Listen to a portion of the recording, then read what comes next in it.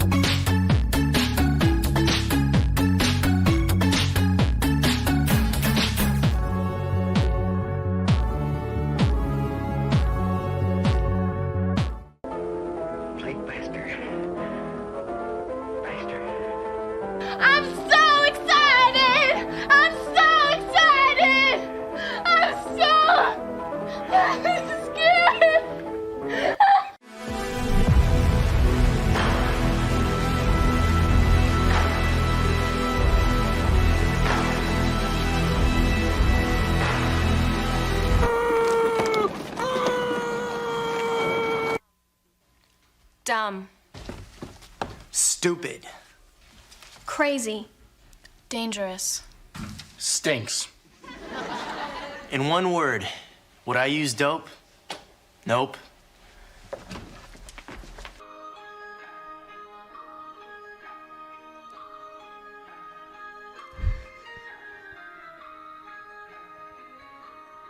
I don't know why I can't figure this out, bro. I thought it's like every other time, right? Before we get started, I am proud to announce that the Bogcast has officially partnered with Hempful Farms. These are products that I truly believe in and that I have been using for years now. Even Fabius and Gertie love their Paw Putty products.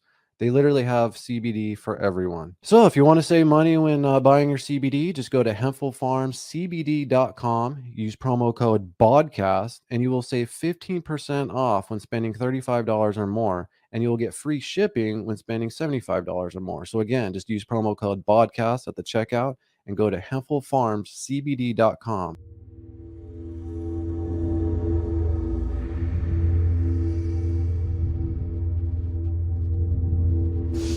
It smells hot. You smell it? Yeah.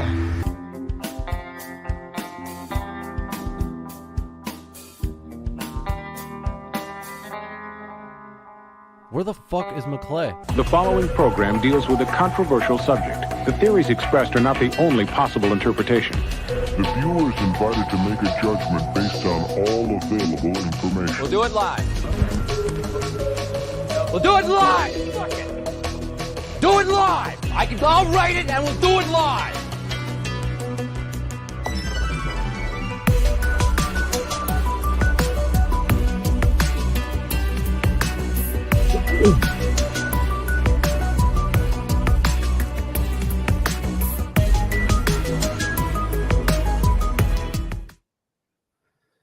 What's up, everyone? Welcome to the Bogcast. I'm your host, Keith Obit, joined with my best friend, Brian McClay. What's up, dog? What you smoking? Chilling, brother. Apple fritter, bro. Oh, you chilling on, but it's the last. It's the last of the apple fritter, and I'm going heavy on the Cheech and Chong diamonds right now. Oh, so, shit! And then you gonna re-up afterwards, or what? Yeah. So Word. It's gonna be interesting. But make sure you guys let us know what strain you are smoking for free giveaways and goodies like magnets and stickers we'll send you out. Keith playing some cover tunes, still has a Ladmo bag coming his way. I'm hoping to get that out to him here soon. We like to give away stuff to fans of the show. So Yeah, we got some cool different like magnets and stickers, some old school sayings like sativas for pussies and all that stuff. So Yeah. I am actually hitting on, I was telling you this earlier, bubblegum biscotti. And yeah, it's hitting at 27%. I'm still hitting off the pipe, dude. So I haven't gone to the bong fucking probably about a few Good. months now, dude. So That's good. but it is it's pretty fucking stony, dude. And like I said, the prices for a half these days, I mean, they actually did raise our price $5, but still cheaper than anything we ever paid back in the day in high school. Shit, we were paying like I think 120 a quad. Yeah, For $20, dank, $20 a dank. gram. Yeah. Well, I'm heading there after the show. I'm gonna pick up some of this. One of the greatest flower names ever, Super Boof. It's a 24%, 24.76% THC hybrid. So, we'll see how that goes. I don't know what to think. If that's a good name or a bad name, kind of like. I like it. They're running out of names, dude. I know. There's we need the so many goofy fucking ones. strain names. I know. Right on. Also, if you guys, if you have a free minute, we love working with our homies at Hempful Farms, and Chris and Andy, they're good friends of the Bogcast, and they, to be honest with you guys, I aspire to be them one day because they're so goddamn just helpful to the community and the things they do, and they're always just like any major holiday, they're raising money or gathering gifts for Christmas or food for Thanksgiving, and unfortunately, Andy came down with the fucking breast cancer, and if you know me and McClay, we haven't been affected with cancer personally ourselves, but like McClay's brother, had cancer. My mom had it. I mean, I'm sure everyone's known someone that's had cancer and what it's like going through this. The worst part of this is they have to deal with fucking these insurance problems and trying to get an MRI and all this fucking bullshit. It's just like absolutely ridiculous how the medical system is. So if you have a few bucks and you can donate to their GoFundMe, I would love to hit this goal of 10K. Actually, in about 2 weeks on Sunday, the 25th, we're going to do like a 4 or 5 hour, I don't even know how you describe it, like a telethon kind of thing. How would you describe it? We'll see if we can raise a little bit of money for them. Maybe get some people involved, do some giveaways. I'm going to reach out to some of my comic book friends and people in the local comic book community here, and I'm sure Chris and Andy and everybody at Hempful, there's probably some people that would be able to donate some stuff out there. Dude, we're going to gather There's something to all do. kinds of cool shit that we'll be giving away just throughout the broadcast. That if you donate, we'll put you in a raffle or whatever, and you'll have a chance to win all these crazy prizes. So it'll be it'll be fun to just hand the prizes out and raise money for them and stuff. So yeah, amen. So you'll hear more about this in the coming days. Yeah, dude. Dude, there's so much fucking crazy shit going on. I don't even know where to start. What have you been going on this last week for you? For me, it's been single mindset on the UFO front, but there is a lot of craziness going on, man. I woke up this morning to all the crazy political news. There's Twitch drama. Twitch drama. Yeah, that was kind of crazy, and that really shows you. Go ahead. What's that? There was a streamer that almost got or they're trying to cancel today too. Who? Nicmercs. Why? So I don't know if you saw that. There's like a school where Armenian families went out and protested the LGBT stuff with the school, and then Antifa went down there, and then this huge fight broke out or whatever. You sound like you're underwater, bro. Check. That's my internet connection, dude. Does it sound better now? Is that what it is? Yeah. Yeah. Is it better now? Again. Yeah. So there was like a fight that broke out at a school between Antifa and these Armenian parents, and Puckett, who is an old school MLG broadcaster and player and all this stuff, he tweeted about it, but the article read, you know, these anti-gay, you know, people. They totally made these people look like they're just like anti-gay when they're not. Like when you see videos of them with the interviews of the families, they're like, we're not even protesting. We're protesting the school. You know what I mean? Like we're just, you know. And so Nicmercs just all he tweeted was, "Keep this away from children." That's it. And then the fucking Twitter mob just went after him, and he had to come out with a video and. So like I stand by my words, you know what I mean? Like I'm not apologizing for that. And it's just crazy how the same one situation can happen, right? And then two different people see that one situation and create two different completely narratives, right? And there's sides to every single fucking thing that happens always. It's fucking I just need to stay off Twitter, dude. Because I just go on there and it just makes me angry. I just get angry at all, and I feel like that's what's supposed to happen, right? We're just supposed to be angry at each other all the fucking time, right? And I don't want to be angry at anybody, dude. Yeah. How ridiculous is that, dude? Yeah. I think that's social media, man. That's social media for you. And it's also people not, because of social media and how it's changing our social cues and, you know, how people interact with each other.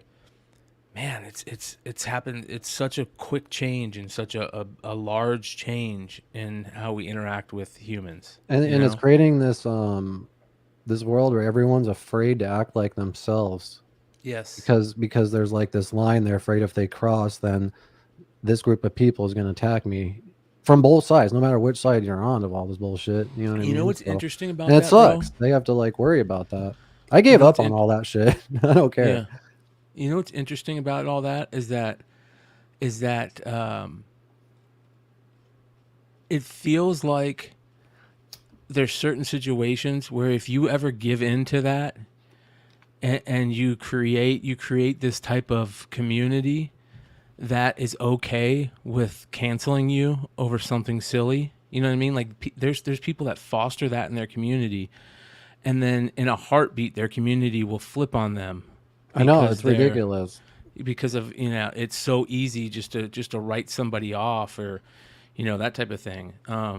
That's one of the reasons why I also think that, you know, sometimes doing live shows and stuff like this, it makes people a little bit more human, but still it's like there's nothing to being able to see somebody in person and, you know, feel an energy of read a room, hear a conversation with the tone that the person wants. Like it's just very mechanical. And now here's the crazy stuff, dude. Here's what's even crazier.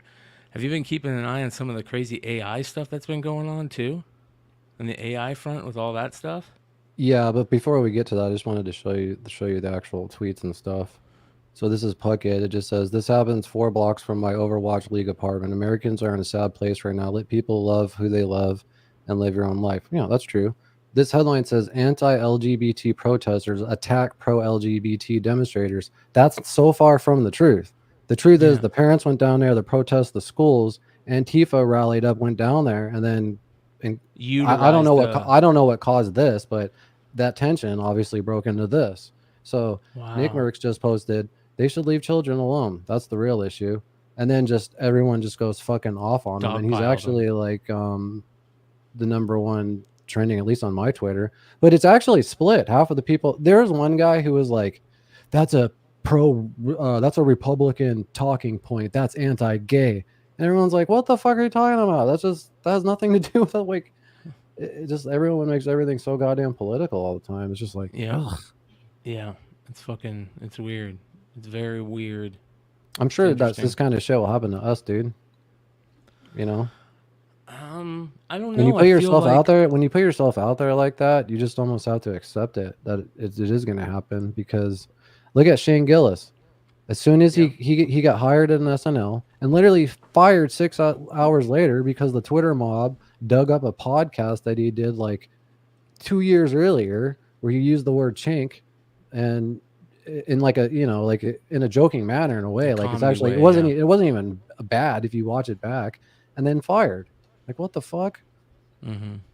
Well, he turned that around, man. Oh, like, yeah, if he would have got that job, that would have been the worst thing to ever happen to him, because he's bigger than SNL is. You know what I mean? He's one of the top biggest comics in the world. Yeah, SNL is a joke now. You know what I mean? Like, they're not funny; they are a joke now. Like, the majority of the shit that you see on there is so it's bad. It's really bad. Just speaking of Shane Gillis, really quick, he's actually announced his recent tour.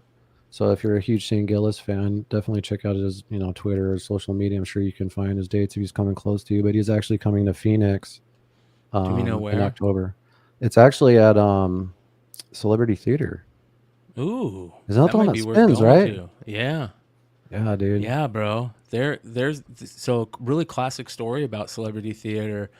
I read in Phoenix Magazine. Was it Phoenix Magazine or New Times recently? They did a history of the Celebrity Theater and about how it was like it back in the 60s, it was like the place to be, and they did all these cool like plays there. It was just very interesting, but a lot of people don't realize like how rare that is to have a spinning stage that spins. I've noticed people have performed there either love it or hate it, but like Louis C.K. did a special there. He loves it. He loves it there. It was always weird seeing bands there. Did you go to the Deftones show there? Yep. So just imagine you're watching the Deftones, right? It's like, fuck yeah, you see Chino rocking out, and then you see the back of him. Yeah. Chino someone stole his shoe. Remember? He stage dived. He's like, listen, they're super cheap Chucks, man. I think they had sentimental value or something to them. Yeah. But but it's just weird seeing a band because it's like it's heavy as fuck and really loud, and then it just like turns around and. Yeah, I'm trying to. Fuck, I haven't been there in years, dude. Is there any videos of it, bro? Johnny Depp did a show at the Celebrity Theater. I didn't know that. Did you know that? I'm sure like almost everybody there has. Yeah, I know Tom Segura's played there. Like yeah, a lot of bands, a lot of comedians. I've seen a few shows there. This damn here we go. Celebrity Theater in Phoenix. Check this out. For those people that don't know what we're talking about, this is what we're talking about. Old school concert venue here in Phoenix. And it's in the round. It's 1964. They got to have more pictures than that, right? I want to see a video of it spinning. Here we go. Oh, yeah. There we go. So the middle part is the stage, and it spins. So... Man, I've seen a lot of bands there. I saw Slipknot there, I think. Oh yeah, I remember Slipknot. Yeah. That was crazy. That was like before they were like really big. Yeah, that was right after they put out that first single. And what is somebody else opened for them? What do you think? Somebody opened for them that was amazing too in that show. Wasn't it the other ones that wear face masks and shit? Mudvayne. Or not Mudvayne, not mask, but paint. Yeah, it was Mudvayne. Yeah, that was really good. Yeah, Jobu. How many seats do you think are in there, dude? Like 2,000-3,000? Does it say in the New Times or that article? Yeah, let me take a look. Because you know how there's like those Beatles. Did the Beatles play there? No, they did. Whoa. Yeah, dude. Because if it was built in '64, it's probably one of the few venues. If Axe did come out here, if you think about it. No, they didn't play there. I don't think it says. Does it say? I'll just fucking Google it. There's not very many. It says the stage rotates because of Liberace. He thought it would be a great idea to have the stage turn on its own. In 1969, they started to rotate the stage electronically. Before that, they would come and rotate the stage for him manually every 20 minutes or so. Wow, that's interesting. It's 2,600 people. That's cool, dude. That's cool. Yeah, it's a very interesting. That's a great fucking venue for Shane Gillis. I love those stages in comedians' careers, right? Obviously you start off on open mics, and then you're just trying to become like a regular, and then you're going to fucking theaters, and then fucking I guess the ultimate one would be arenas, right? Yeah. He'll get there eventually. You know what I mean, if he's not opening for like Rogan or something. But Gillis is probably top 3 favorite comedians right now. For me, yeah, for sure, dude. Yeah. I love Shane Gillis. I love his podcast. I love the Parks and Recs he does on Rogan with Norman and Shafir. I love his skits. Bro, I watched, I got down a YouTube rabbit hole for comedy, and I watched Jim Brewer stand up the other day. I've seen it. The recent one? I don't know if it was recent. He was talking about how his kids look like him, so they all look like, it looks like a family of stoners. He's like, I get it. God gave me this face. I know I look stoned all the time, and then he's just so fucking animated, you know. Yeah. But yeah, I was crying, dude. What were you gonna say about the AI stuff earlier? Hold on, let me show you this. This is good shit. And by the way, just so you know, if you've never seen me before, this is the way I look all the time. I'm not high.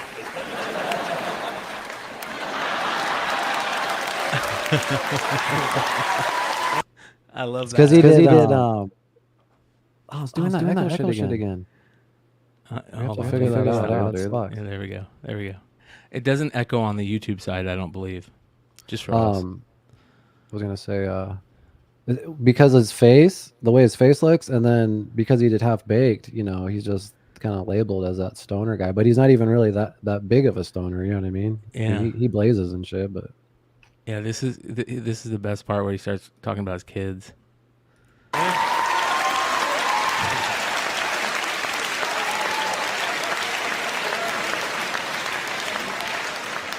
That's when I realized there is a God, and he has a very funny sense of humor.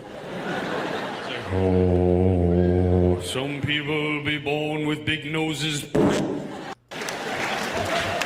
Yeah. And people just judge me the way I look all the time. They're just, oh my God, just look at him. Walking. Anyways, he talks about his kids fucking I've seen looking those, just dude, like I know him. he has a new special out, and he's very like anti-vax, and it's very almost political, like, but he puts his spin on it, and he's so fucking animated. How could you not laugh? Yeah. Yep. I don't really have that much of a fucking comedy report, honestly, tonight, dude. There's so much goddamn crazy UFO shit. I just figured we kind of just go straight into that if you wanted to. But if you wanted to talk about the AI stuff real quick, that you were gonna UFO shit is big deal tonight. Let's get into it. Let's do it. Okay, let's do that. Okay, hang on. Fuck, I didn't have my video ready.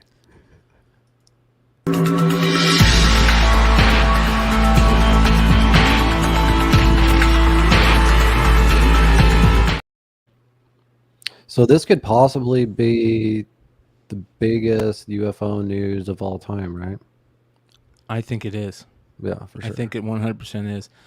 This has changed everything, dude. Like, I've got so much, like, I don't know if anybody feels the way I feel right now, but after this news, like, I'm angry that the government isn't showing us pictures yet. You know what I mean? Like, we know you have them. Let's fucking see them, dude. Let's see them. We know you have them. I want to see them. That's what I want to see. I want to see pictures. I want to see videos. So for those of you guys that don't know... Well, the worst part about that is because they've been lying to us this entire time, obviously, right? Yes. Yeah, for those of you guys that don't know, major news breaking this last week by The Debrief, which is kind of interesting that this went to The Debrief and not like the Washington Post or, New York Times or whatever, one of the big New York, papers. Went to The Debrief by Leslie Keane and Ralph Blumenthal, I believe, who were also the two reporters that worked on the leak originally about ATIP and Lou Elizondo, which blew all this, it set this kind of in motion, right? So if you guys don't remember this, a few months ago, one of the big things that came out of, I believe it was like the government hearings about all this, and the forming of the new ATIP group, Arrow. They enacted this whistleblower testimony thing where people could come out, and if they feel that this isn't like they feel they've been wronged, that's not what this is. And this isn't like releasing information about a company. This is, that governmental people are breaking the law, right? Okay, that's what whistleblower testimony means in this case. And he knew that high-ranking intelligence groups were keeping information away from Arrow and ATIP on purpose. So this man is David Charles Grusch. He is a decorated former Afghanistan combat veteran. He has also worked in the National Geospatial Intelligence Agency and the National Reconnaissance Office, the NRO, the top of the ladder when it comes to spooks, right? And by spooks, what I mean by that is like in the shadows, CIA, FBI, intelligence guys that know everything and that don't exist. This guy was at the top of the ladder, okay? He was the guy that talked to the president. Those important. credentials, yeah. So he also worked for the ATIP group for a short period of time. He worked from 2019 to 2021, and then from 2021 to 2022, he worked for the NGA's co-lead to the UAP analysis and the task force, right? And that's kind of what happened.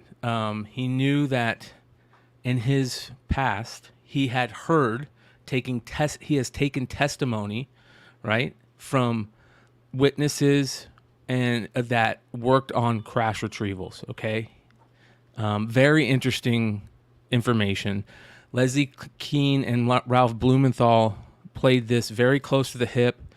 They had some very interesting points that we can go through that I think are some of the best. Let's do it here. So here's some interesting stuff.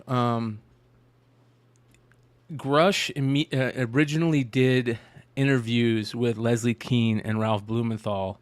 Sorry, I didn't mean to do that. Do you have any clips of that? Yeah. No, so he didn't do like on camera interview or anything with them. It was in like they were working on the story for months, okay? Talking to him behind the scenes. He had also talked to a couple of other insiders. I think Danny Sheehan might have been talking to him. I know Jeremy Corbell talked to him. So, but I think, he probably just felt like the best way to go was through Keane and Blumenthal. And Keane and Blumenthal actually kind of stayed away from the whole alien thing, right? They didn't want to talk about... Is that this guy you're talking about? No, this is Ross Coulhart. Okay. We're going to get into Ross. Sorry, Ross is sorry, a G, okay. right? Okay. So Sorry. Leslie Keane and Ralph Blumenthal kind of stayed away from the whole alien thing. They just wanted to know about the crash retrievals. And so some of the most important stuff is about the crash retrievals. He said the recoveries of partial fragments through and up to intact vehicles have been made for decades through the present day by the government, its allies, and defense contractors. Analysis has determined that objects retrieved are, quote, of exotic origin, non-human intelligence, whether extraterrestrial or unknown origin, based on the vehicle morphologies and material science testing and the possession of unique atomic arrangements and radiological signatures. Remember what Bob Lazar's talked about how they have these things, they don't know how to work them, the technology is way ahead of what they thought, the way it's set up, it's not set up for humans, The whole element. What element was it again? 115, right? 115, yeah. But it turns into 116. Yeah, it's like, this is exactly the stuff that Bob Lazar said he was working on. Okay, yeah, definitely. Grusch came out and talked about he made, and by the way, Grusch made all these comments also under oath to Congress. So this guy is not just telling this to the public. He also went and said this all under oath to Congress, plus more. Remember, there's probably some classified information that he talked about in there that we aren't privy to right now. But that means that if he's lying, he goes to jail. You know, no ifs, ands, or buts. Like he's putting his ass on the line in a huge way. This isn't just some normal person coming out and saying this. This is somebody who has the credentials. He worked in a professional government capacity and worked not as a civilian, you know what I mean, as a military combat veteran. Like all this, this is major deal right here. So, pretty much the most credible whistleblower in regards to UFOs ever. Yeah. So some interesting stuff. Basically, all of this stuff checked out, right? They checked into all of his things that he said he was part of, all checked out. And some of the things that was interesting that he said that he has never like seen them himself, but he's talked to many people who have, and he's also seen like documents, yes. So he said some other crazy things. He said that I thought this was very interesting. He said that it's fun. He made a comment to Ross Coulhart, I believe, when he was saying, the government has already released a couple videos. I've seen many more that blow those out of the water, right? And when he said that, that's when like I felt my blood like start to boil. You know what I mean? I'm like, I want to see these fucking pictures. I want to see the documents. Let's let's pull these things out of whatever Area 51 cave you got them in. At this point, I want to see them, right? Well, what do you think will happen now with this? Do you think they will, or do you think there'll be more pushback and they'll kind of maybe even, that's very interesting. I like to also talk about all the angles of it, because some people do point out, like, even in the comments about how, is this a distraction and there's going to be some other crazy shit going on, that we're not paying attention to. So yeah, well, he alleges that it's been going on for decades, right? He put everything on the line. He went in front of Congress and said all this. News Nation is a new news brand and TV channel, I believe. I don't know much about it because I haven't had TV in decades, but who I do know about. Yeah, what I do know about is Ross Coulhart, right? And Ross Coulhart is an UFO journalist. He does a very good podcast called Need to Know with Bryce Zabel. We've talked about him multiple times on the show. We've played their stuff before. Very, very cool stuff. Ross got to do a sit-down interview with David Grusch, okay? This is the big thing. And the interview is coming up this Sunday, okay? And that's where we're going to get the big news. And by big news... shit. This Sunday? Yeah. By big news, we're going to hear stuff that we've never heard before. And guess what, guys? We're talking bodies. I thought he already said that. But there was bodies. What's that? I thought he already said that there was pilots or something. He did. That's what I'm saying. We're gonna get to watch this whole interview. Nobody's seen the whole interview yet. Okay, we've only seen little pieces. So I'm gonna go ahead and play a couple of these. Yeah. This is pretty cool. Check it out. And veteran of the National Geospatial Intelligence Agency is formally blowing the whistle on secrets he says no one has ever shared publicly before. You are one of the most trusted former intelligence officials in the U.S. defense and intelligence establishment. Yes, I was. You were trusted with the most intimate secrets. Yes. Grusch sitting down with a... Pretty fucking interesting, man. Pretty cool stuff. News Nation, and has spent years reporting on the UFO question. What conclusion did you come to at the end of your time on the UAP task force? The UAP task force was refused access to a broad crash retrieval program. That right there. That guy just gives vibes like he murders and rapes. Who? The whistleblower. Ross Coulhart? Yeah. Oh, no, David the whistleblower. Grusch. Yeah, he just there's a little creepiness to him. Well, I think that's I think military.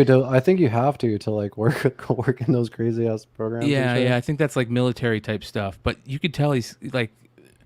Well, here, let's continue this. This is the important stuff. Here we go. A broad crash retrieval program. When you say crash retrieval, what do you mean? These are retrieving non-human origin technical vehicles, call it spacecraft if you will, non-human, exotic origin vehicles that have either landed or crashed. We have spacecraft from another species. We do, yeah. How many? Quite a number. You're kidding. No.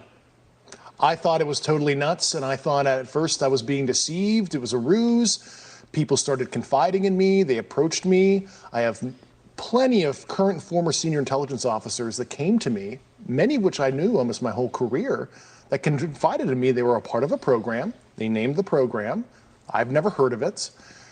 And they told me, based on their oral testimony, and they provided me documents and other proof, that there was, in fact, a program that the UAP task force was not read into. Grusch alleges the U.S.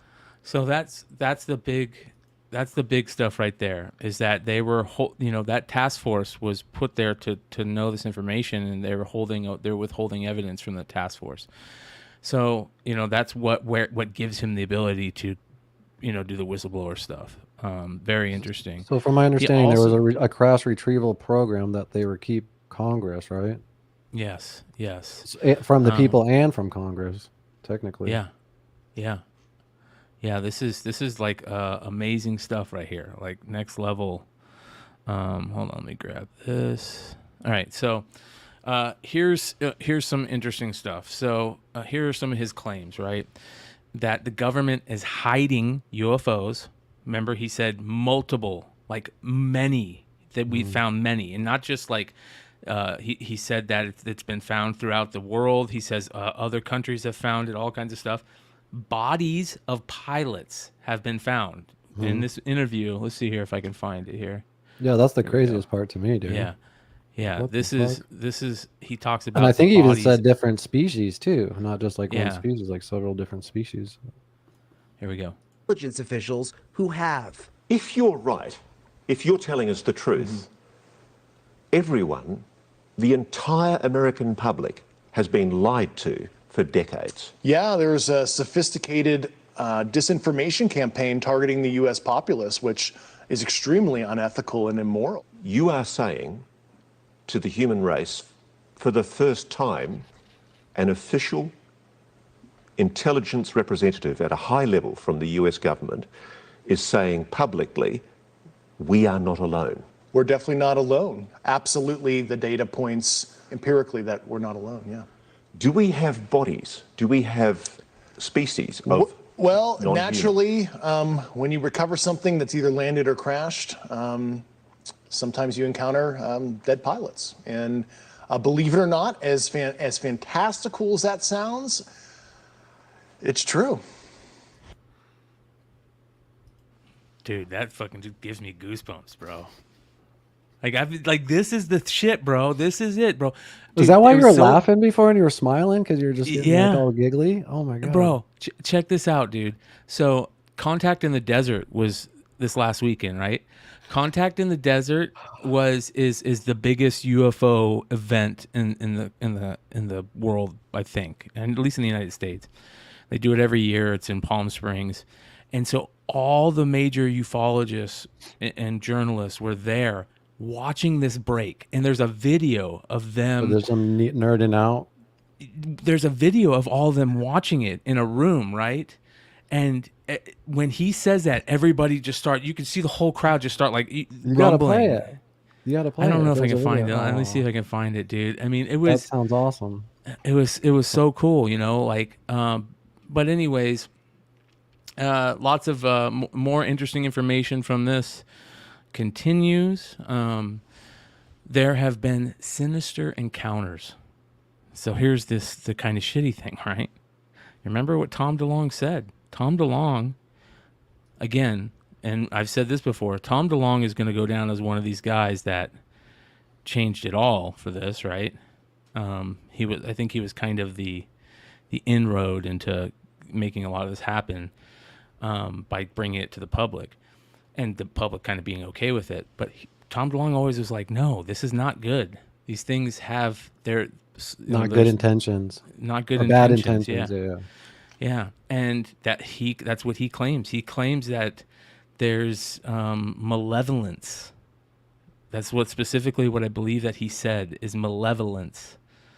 Also, wasn't like the word interdimensional used more so? Like instead of like space traveling, it's kind of, I don't know, dimensional. Well, he said it's a global phenomenon. It happens all over. Obviously, I just can't wait for the whole interview coming up, dude. Like, that's going to be the crazy thing. That's going to be absolutely mind blowing. So hold on here. I got more. I saw some like really fucking crazy UFO news this morning. I don't know if you saw the shit in Vegas. Yeah, we're going to talk about that. Yeah, dude. That kind of pisses me off, and it kind of has me a little worried, right? I have some a couple crazy videos, some body cam footage from it of the police officer responding to it. Yeah. So, all right. So, Coulhart, his Twitter has just been going crazy. Very, very interesting on the Twitter end. Interesting stuff going on. Just keep your eye. I love UFO Twitter. For those of you guys that don't know what I'm talking about, that means just basically going into Twitter and on search Twitter, you just type hashtag UFO Twitter, and it's got all the great stories. But anyways, follow Ross Coulhart. He's got some interesting stuff that he's dropping. This is the big thing for Sunday, 9 p.m. 8 Central. News Nation exclusive. We are not alone. The UFO whistleblower speaks. So he says, what is the truth about UFOs? Watch for a worldwide TV exclusive you won't want to miss. We should have a watch party, bro. I know, right? That's shit's crazy. Let's do a watch party, bro. Let's do it. Jim Snell, former chief scientist for Air Force Space Command, says he vouches for David Grusch. Comes out and stands behind him. That's good information. We're seeing these people come out because the government did come out and say that they don't, that this is basically not true. Says they're already like denying it and shit. Yeah, they're already denying it, exactly. What are they saying? Yeah. What kind of things did they say? They said that they don't have any evidence of this, and it says right here, Pentagon says no proof of top secret UFO program. Let me go ahead and play this for you guys. I love how we got to go to like Daily Mail to get good information. All these websites are such dog shit. Yeah, I know. The Pentagon today said it had no proof to date of the top secret UFO retrieval program that military whistleblower claims to have discovered a number of aircraft and non-human pilots, but that it will follow the investigation wherever it leads. So here's the crazy thing to me, right? Hang on a second. Let me cue the music because it sounds like a good rant. All right, go. Not only are the people pissed off, right? And they're starting to say what I'm saying. Like, it's obvious now. We want to see it. Pull that fucker out of whatever cave you got it hidden in. We want to see it. But so is Congress. Congressmen and women are pissed. Tim Burkett, I believe, has been pushing for more information on this for a long time. So now Congress wants to see it. Congress is starting to believe in this. It's never been like this before, where there's tons of people with major credentials that are saying it's happened, and Congress is believing them and saying to the White House, what the fuck is going on? We want to see this stuff. I want to hear a McClay prediction. Well, here's a prediction for you. All this shit that's going on in Vegas right now, I feel like it's a disinformation ruse. I feel like it's a look at what's going on over here, and it's going to turn out to be... Some people think this is the ruse. You think that's the ruse. I think that's the ruse, right? You want to hear how crazy the conspiracy even goes? You know how the wildfires bled into New York City and it looks like fucking Blade Runner now? They're saying there's like a UFO battle going on there and they're covering the skies. You know what I mean? Wow. Because there's some crazy videos that have been emerging from that. So wow. The conspiracies are deep, bro. Wow, dude. So what is the ruse? What do you mean? Well, like I said, some people think that the whistleblower is, but you think this. We should get into this this Vegas incident because this is whether it's true or not, it's still entertaining, right? Yeah. Do you have video of it? Yeah. So apparently, a police officer. There's body cam footage of a light crashing onto Earth, and then moments later, there's a 911 call of someone reporting two, I think it was either 8-foot or 10-foot beings with large eyes that crashed into their backyard. And then the police officer actually shows up over there, and there's body cam footage of that. And I mean, you guys can, make the decision whether you think it's, legit or not, but we'll just play it. It's almost midnight on May 1st when a Las Vegas Metro police officer's body cam catches this, something flashing low in the sky. 911 emergency. Minutes later, there's like an 8-foot person beside it, and another one's inside, and it has big eyes and looking at us, and it's still there.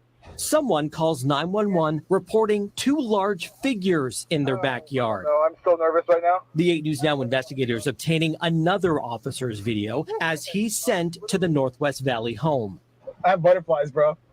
Everyone saw a shooting star. Then these people say there's aliens in their backyard. By now, it's more than an hour after that bright light. Officers meeting up with the caller and his family. What'd you see? It was like a big creature.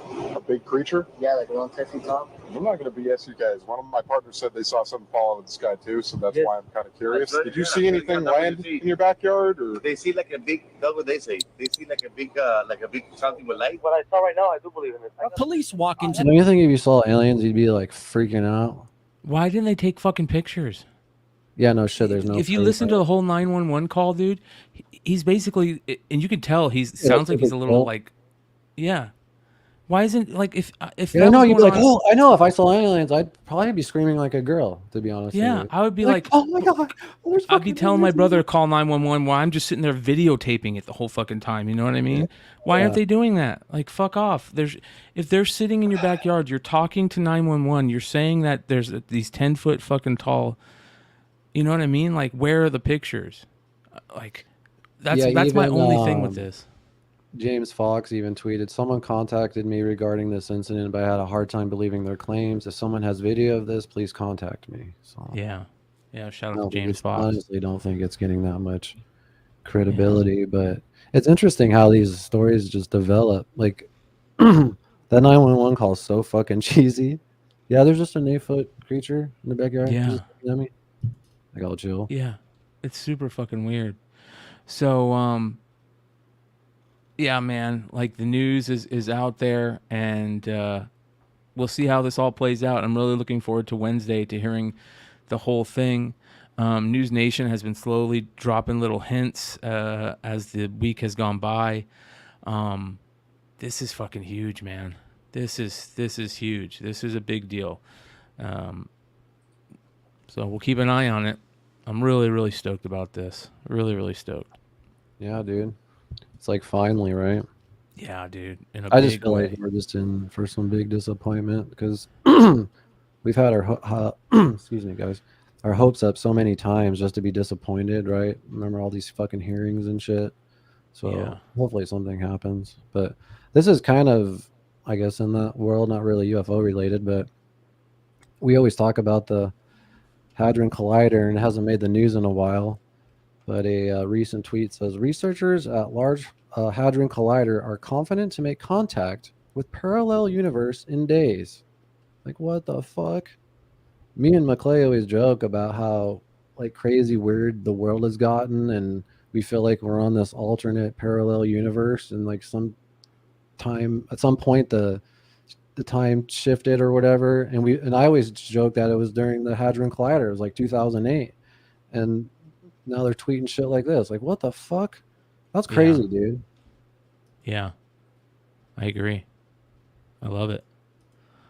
I think that there's a big chance that, this could be some, like, you see all the stuff that's going on with AI that I was talking about earlier, man. It's super interesting, bro. I watched.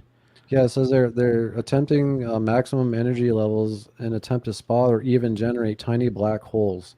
So if you don't know what the Hadron Collider is, it's this big ass fucking crazy like tube thing. I don't even know how to describe it, but it just shoots particles at each other, and they try to crash them. It takes two atoms and slams them against each other, and it creates when it does that.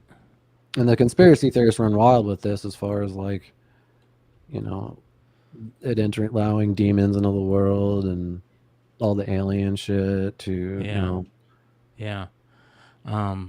Well, you know, 8 News great. Now in Las Vegas that did that video about the aliens. You know, George Knapp is right there in Las Vegas. So, nice. It'd be interesting if George Knapp or Jeremy Corbell are talking to this family or not. Hopefully. I think it'd be a waste of their time, dude. What do you mean? It's fake as fuck. Yeah. I agree too. Like they're on another level. They don't have time for that bullshit. I got actually something kind of cool to show you. So one of my favorite new YouTube channels for UFO footage and old UFO stories is a channel called Eyes on Cinema, and they play a bunch of old school like accounts and from testimony from people, and they played a couple of really good ones this week, and it's I'll put on the closed captioning so we can read it because it's in Spanish, but this is super interesting, and I want you guys to see the video, and you guys will know why I'm showing it to you if you guys, you know, are Bogcast fans. Here we go. Oh, shit. Aquí lo tengo. ¿Qué pedo? Se ve poca madre. No lo creo, güey, no mames. Se ve perfecto. No mames. Se ve perfecto. No, órale. ¿Tú te estás grabando, cabrón? No mames. Sí, está el poquito prendido. Puta madre. Se ve esa madre, padrísimo. ¿Qué pedo, cabrón? No mames, ¿qué? No es un avión esa madre. Hold on. ¿Qué pedo? No mames, cabrón. No lo veo. No. Se metió atrás de ese edificio, espérame. Del otro lado. What did you see on the 6th of August? It was an enormous object that turned very quickly. I was at home. I went outside. I looked at the sky and saw an enormous object. Seeing it, I remained paralyzed. The only thing that I noticed is that it turned very quickly. The color. Do you know what I'm talking about? No. Do you see how it's moving? How it's like wobbly? Yeah. Oh, yeah. You always talk about that. The propulsion of it. Yeah. Yeah. So this is a major case. This is the Los Lomas, Mexico case. That's Jaime Maussan. I know there's a lot of people that have different feelings about Jaime Maussan, but he's been a UFO journalist for decades, you know. And he usually gets all that's what I'm wondering. Like, I want a translator because maybe she's talking about something completely different, and then he just dubs in whatever. No, man, like, this is yeah. This is so this is a great website, like I said. But that was a great What's story. it called again? Oh, Eyes on Cinema. Sweet. Yeah, Eyes on Cinema, as you guys can see right here, and I'm going to show you something here. So this is the channel Eyes on Cinema presents Eyes on UFOs. That's what it is. Eyes on Cinema presents Eyes on UFOs. And it's at Eyes on Cinema. But check this out, dude. So this is crazy. Hold on here. There is a video about a pilot. That's what I was thinking. It looked like 1940s, like special effects. 1997, yeah, camera. No, I mean like the way, like when they would make sci-fi movies, you know, back in like the 40s and 50s. Check this out. Like it's on a string, so it's just like. Yeah, this right here is fucking crazy, bro. This is super crazy, like interesting crazy to me. So on May 3rd, 1975, young Mexican aviator returned from the city of I don't know how to say that, aboard his plane heading to the international airport of Mexico City. Suddenly, when he found himself at the height of Tequisquitango, yeah, there you go. This shit's crazy. In the state of Demoralus, There's no was sound, intercepted in mid-flight by 2 unidentified flying objects that were located on each of the wings of his plane and a third object underneath him. Listen to this, dude.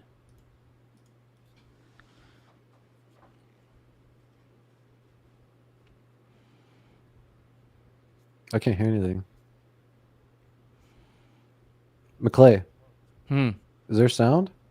Yeah, he's speaking in Spanish though. I can't hear it. Yeah, well here. I don't know if you want to hear it. Segmento de la grabación original en la que usted podrá escuchar la angustia e incertidumbre. So Yeah, the music makes more sense. Yeah. He contacts. Listen. He contacted ground the airport and he said, Extra Alpha Union, I am apparently flying without control. The plane flies alone without control, and you could hear him freaking out. I'm not controlling the plane. I have 3 objects flying around me. I have 3 unidentified visuals that are flying around me. One rushed towards the plane and hit me on the inner side of the plane. I am testing the landing gear, and apparently it does not come down. Después de aterrizar. All right. After landing without major mishaps, the pilot was physically and mentally checked. Like, this is crazy shit, man. This is super interesting. So yeah, this channel rules. Yeah, check this out though, dude. This is crazy. All right. So this is a different plane, right? That went up and was practicing, and this is kind of creepy as well. So going up, doing some practice, and check this out. Después de algunos minutos, su avioneta se perdió de los. After a few minutes, his plane disappeared from radar, and the control tower tried to reach him. La torre de control de Acapulco registró repentinamente la presencia de un. And so suddenly, the control tower hears a presence. Are we echoing? Am I echoing? Mm-hmm. Okay. And suddenly the control tower hears like a presence, right? Like an echo on the radar that flew off. Like really quick. It was on the radar and then it flew off. Un eco en el radar que sobrevolaba frente a las costas del puerto realizando giros. En ese momento, el controlador de vuelo Carlos de Crecci Obermeyer inició comunicación. So the flight controller at the airport began communication via radio to try to find out who or what was like flying the plane. Vía radio para tratar de averiguar quién estaba realizando esas maniobras en el aire. Al establecer contacto con el piloto, este le respondió a través de una misteriosa. So when he contacted the plane, the person flying the plane now had a mysterious metallic voice that identified as a being. Esa voz metálica que se identificó como un ser de otro mundo.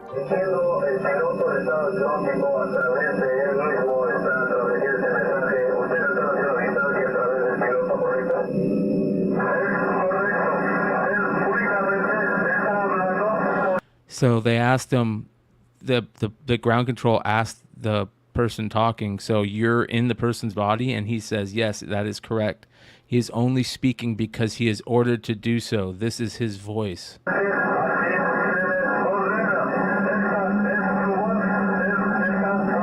He is speaking, but he does not do it by his will. We are using him as if we are...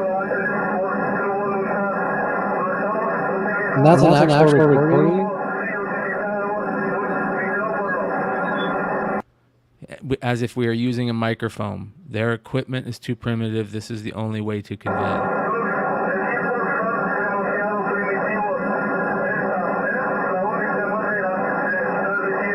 This message. Después de casi una hora, los seres liberarían del After almost an hour, the beings would release the young aviator pilot from the estado hipnótico state al joven piloto aviador y lo devolverían al and return him to control of the plane so that he could receive instructions. control de la avioneta para que pudiera recibir instrucciones y al mismo tiempo logrará aterrizar en el aeropuerto de Acapulco. Crazy shit. So I agree with you. If I feel you guys like enjoyed that this stuff. happened that one time, it would happen all of them. And I'm echoing again. It sucks. Yeah.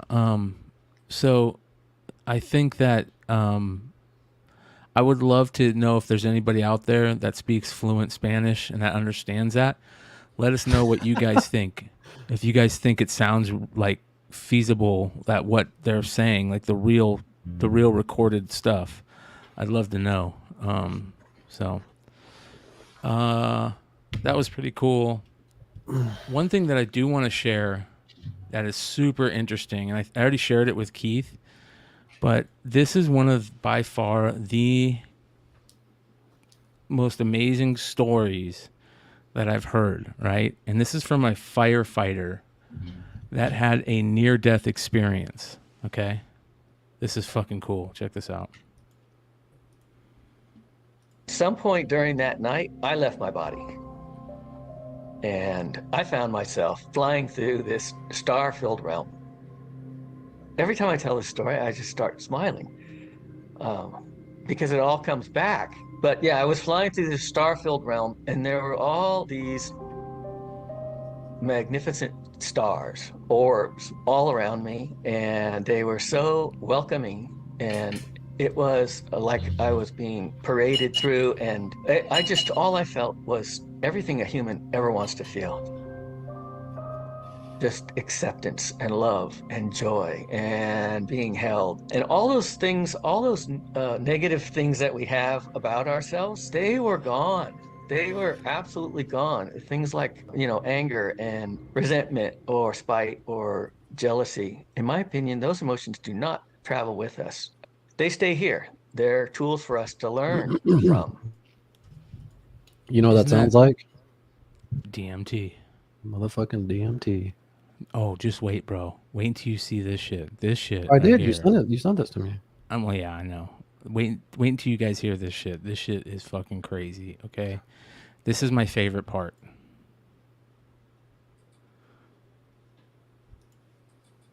I was well aware that my body was behind, and it was like a banana peel. What are you going to do with a banana peel? Throw it away. And that's what it felt like. So I was flying along, and then all of a sudden I landed. I landed in a place that was solid. It had indirect lighting, and there were gurneys around, and there was equipment that was hanging from the ceiling. It was like a facility or a clinic or something. And you know what that sounds like? The waiting room? A UFO experience. Oh. Yeah. He's gonna get his butt probed next. Well, let's continue. And right in front of me there were beings. There were these three short little hooded guys, and they looked exactly like those beings in the movie Communion. Wait, what? Do you know what the do you know what Communion is about? I don't think so. Communion is the book by Whitley Strieber. That was the first major book that was a bestseller that talked about being abducted. Oh, wow. And they made a TV movie about it in 1989. That is creepy as all hell. All right? But check out what he says about this. This is crazy what he says about these guys. The guys I saw, they were in front of me. They had big smiles on their face, and they had these dark hoods and squatty little bodies. And one woman wrote to me, and she said, I was taken by these many times as a kid. And she goes, I called them the Warthog Men. The Warthog Men have come and taken me. And she said, when I saw that movie Communion, I dropped my popcorn. And says that they looked exactly like that. And I've gotten a number of emails from people saying, thank you for doing this because I thought it was just mine. So anyway, yeah, dude, crazy, right? So I don't know exactly. I forgot what happened, how he got there, but what if he didn't really die, but he was having like a DMT release, and the reason why he sees them like that is because he knows those figures. You know what I mean? Don't you think it would look like something you've never seen before? It wouldn't look like exactly like the characters from Communion. You know what I mean? I don't know, bro. That's because his subconscious created that because he already knows that. You know what I mean? Well, no, he said that this happened before he saw the movie, right? Isn't that what he said? Anyways, you might be right. I might be wrong. Does that make sense? It does. Yeah. His own mind was able to create a lot of this because he's seen it but here's the interesting thing, right, dude? Here's the very interesting thing. What he's about to say. They look kind of I don't know, creepy is the right word. but they look different. But for me, they were sweethearts. And they were saying things like, how was it? What did you learn? What can you tell us? And I was extremely confused. All of a sudden, I was in this place with these beings from a cartoon, basically. And one of them stepped forward and he took a long look at me, and then he turned to the other two and he said, he doesn't remember us. And they all started giggling. And that sounds, again, here's DMT, you know, like when Joe Rogan said, you know, he saw all those little machine elves, right? Everybody talks about the machine elves, and they were all going, fuck, I love you, this much. Yeah, fuck you, fuck you, No, they're fuck going, you. fuck you, fuck you, fuck you, fuck you. And it was just like an ego death because he realized he took himself too seriously all the time. And they call them like the gestures, right? The jesters and stuff like that. But let's continue on, because here's the very, very interesting part. You've been saying that I'm having a little trouble. All of a sudden, things are very strange from my perspective, you know, and I kind of remember you, but give me a little time. And they were giggling and bouncing around, and they were wonderful. And then there was this other guy, and he was sort of in charge. He was kind of in the background. He came forward, and he was this tall, wispy guy, and he had this incredible ecstatic smile. I bet you if we saw a picture of this guy in high school, he looks all fried out. No, they showed what he looks like. Check it out. Oh, damn. That's when he he's had a it. cop, he's got credibility. No, he wasn't a cop. He's a firefighter. Or firefighter, my bad. Yeah. But yeah, he looks like a normal dude. Looks like a normal dude. But he talks about this wispy guy, right? Like that's like God. Listen to what he says about this character. This looks like James Hetfield. Yeah. And every time I said something, he had this chuckle. I could feel it inside of me. He had this laugh. I got the impression that, you know, looking at it from a third person, that was a relationship between a father and a child. And he loved me unconditionally. And at one point I said, I'm not going back there. No way, no how, ever. So I guess I got to move on from this place eventually. And so, you know, what's next? A review of my life? Would you guys like to get started with that? And he just loved that. He just cracked up like I was a little toddler trying to take over. And he said, sure, let's do that. How do you want to start? So I started talking, and I was telling stories about jobs. Starts the life review part, right? Always the life review. There's like this weird life review thing that kind of happens, you know? Very, very interesting. And that feels like the God character, right? And I was the only one in the room that didn't know that. And at one point he said, okay, that's enough. He stepped forward like a father, show and tell. And I wasn't staying. It wasn't the end of my life. And I was the only one in the room that didn't know that. And at one point he said, okay, that's enough. He stepped forward like a father and said, time to go back. And that just floored me. I was like, what? Go back? I'm not going back there. There's no way. He says, yeah, you got to go back. You got things to do, and they're important. And the three little guys, it was like they were reassigned. They just disappeared. They went somewhere else in that facility. And it was just he and I, and he came forward, and he's like, okay, you're going back. And as he stepped forward, I felt myself slipping back. The place just started to break up. It started. That shit's crazy, bro. Dude, I watched that, and that gave me like so many like emotions, like thinking like you're thinking. Yeah, like, okay, is it the release of the DMT that's doing this? Like, or is it real? You know, and this is why I'm talking about this during this UFO time, because a lot of these UFO whistleblowers or people that have been abducted, there's this weird. Can I just get something really clear really fast? When you do this and you go closer, that's going to be a rant, and I can hit the cue, right? Yeah. Okay, can you pull the mic back and do it again, and then I'll hit the mic and the music, and then we'll go right into it? Yeah, do it. Yeah, thank you. I don't even remember what it was I was going to say now. I'm too stoned.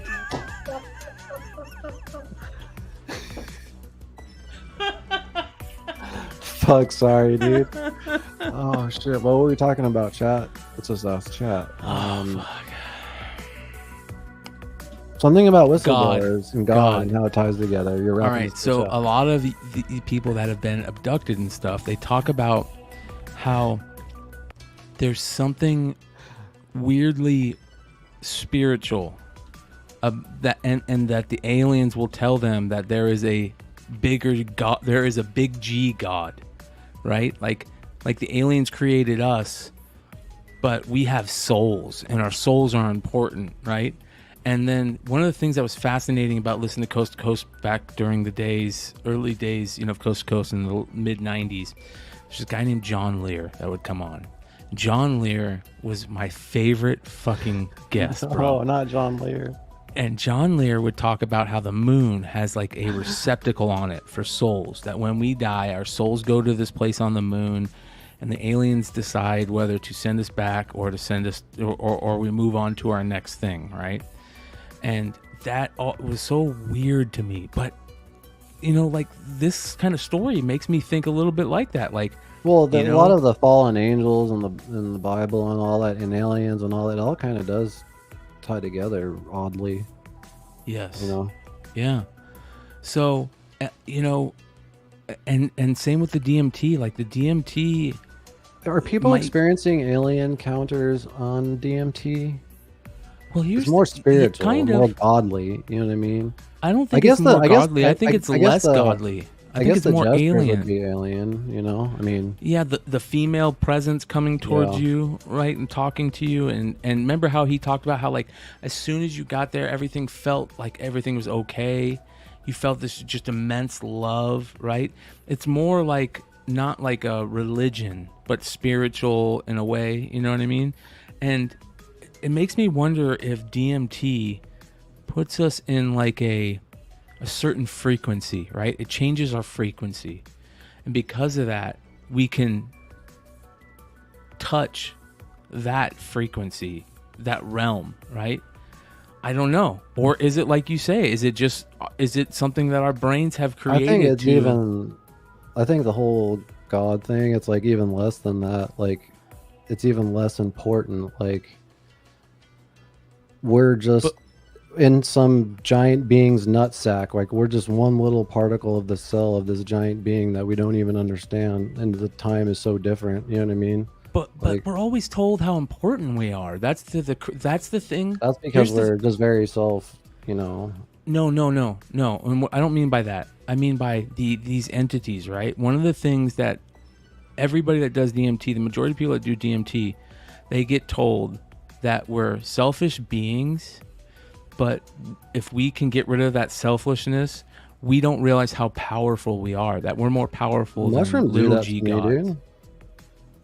Huh? Mushrooms. Yeah, that's what I'm talking about. Like it just destroy my ego and make me realize like what a selfish fucking asshole I am, and allows me to process those thoughts. Yeah, they're not fun to process. You're like fuck. Because you know why? Because the truth sucks. And when you're on mushrooms and you realize like fuck, I am acting like that. Like why am I doing that? Well, like I need to change that behavior. Like. Well, you know what's very interesting? Is that also there is this weird thing with the life review that always goes on, right? Where they want to know stuff. Like they want to know stuff from us. They want to talk about our lives, which I find very interesting. Like, why is that? You know what I mean? Because forever humankind thought that was for us, but I don't think that's for us. I think that's for them. You know what I mean? Like, we're not doing a life review to talk about all the good things and bad things we've done, and that's whether we get to go into the good place or the bad place. I think it's for them because they're like, we're an experimentation. When you like, say they them, want are to you talking know. about aliens? I'm talking about little G gods, right? I think that there's a little G god, and that by that I mean whatever's created us, right? Mm-hmm. But because there's something important about what we have in a soul, right? There's something important about this thing called the soul, or this thing inside of us that we are always told that how important it is. And even when you hear from a lot of these people who have been abducted, they talk about how the aliens will tell them that our souls are important. There's something important about our soul. What if aliens are just us from the future? It could be. It totally evolve. could be. Like even the way we're evolving with our necks hanging off our heads, looking at the phones. Yeah. You know, fucking. Yeah. Like skinny jeans making us have really skinny legs and shit.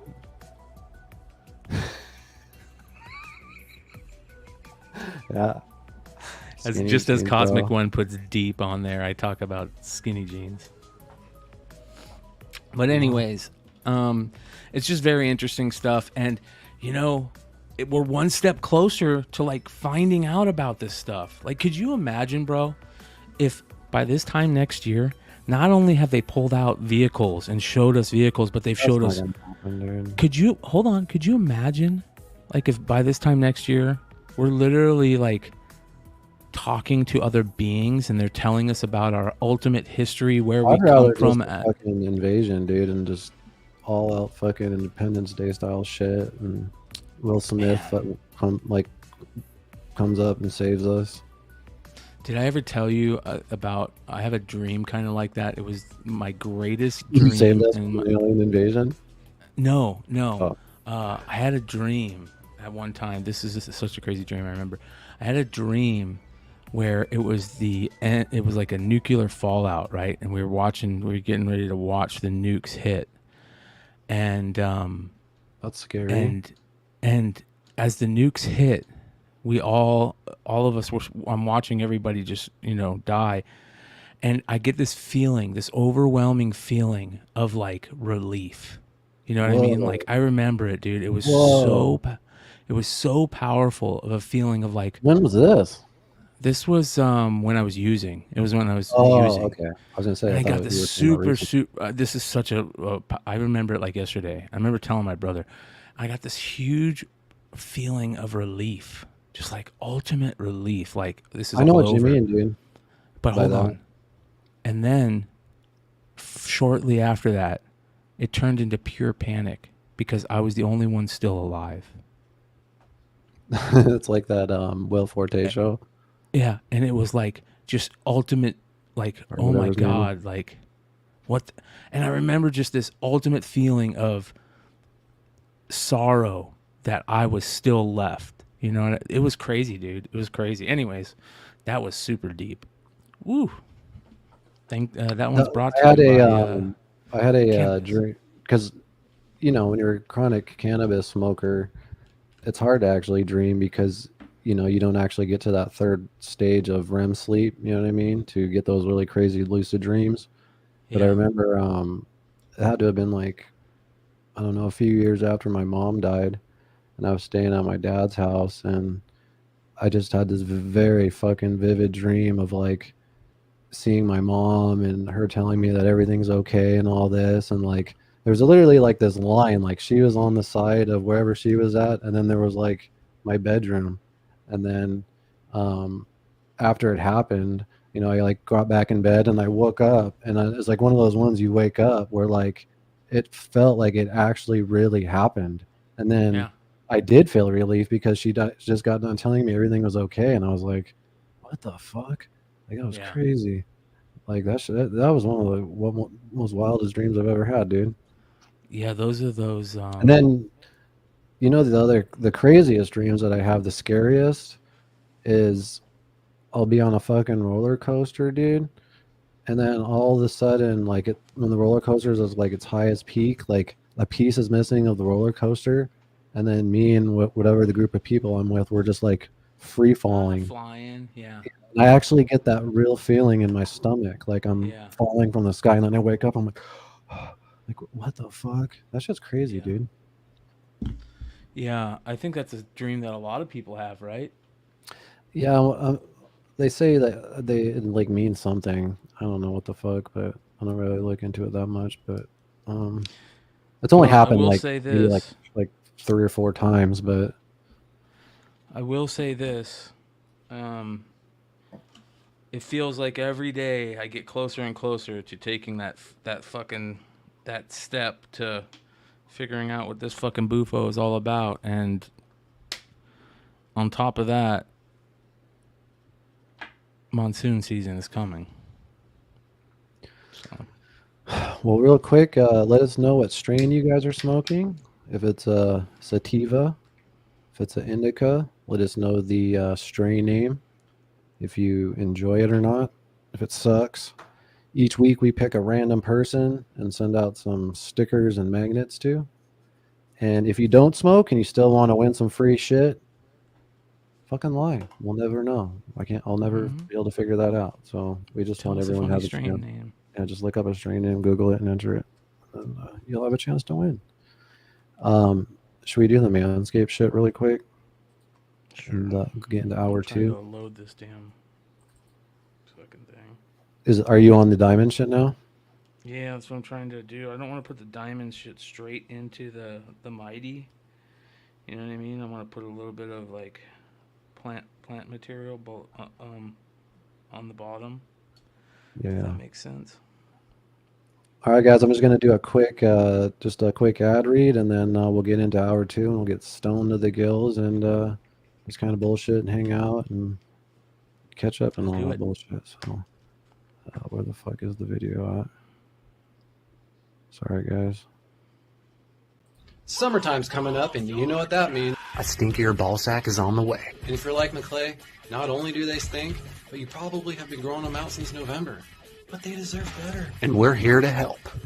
The Performance Package 4.0 has arrived, and oh man, is it a game changer. Lawnmower 4.0 trimmer. You get the Weed Whacker ear and nose trimmer, the Crop Reviver ball deodorant, the Crop Preserver, the boxers. You even get a traveling bag. So get 20% off and free shipping with promo code Bogcast at manscaped.com. That's 20% off and free shipping at manscaped.com with promo code Bogcast. Trust me, your balls will thank you.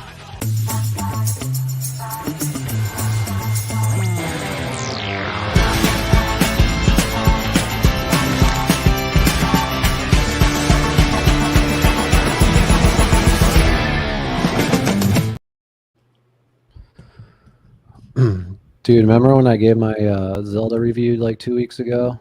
Mm-hmm. I was probably only like maybe a few days into it when I was talking about it. Bro, it's even better than that review I gave. Really? Dude, it just better. It's fucking insane how good this fucking game is. And some interesting stuff came out. Zelda is now, it sold 10 million copies in 3 days, so it's the fastest selling Nintendo game of all time. And it cost, I think, 120 million to make, and they made like 750 million already off of it.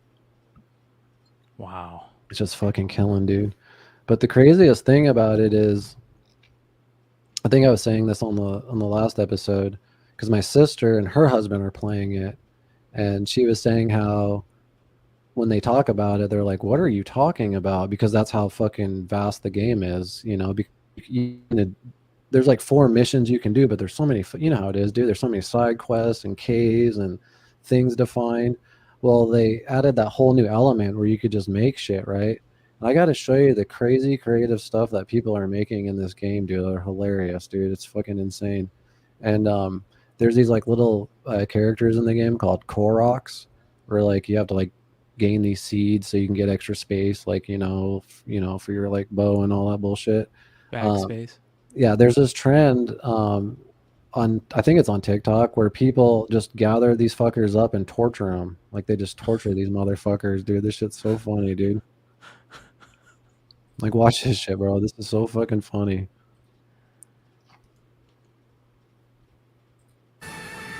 Those are all Koroks right there. Like you actually use those to. He just launched them. Put them on a cross. Jesus, dude. Yeah.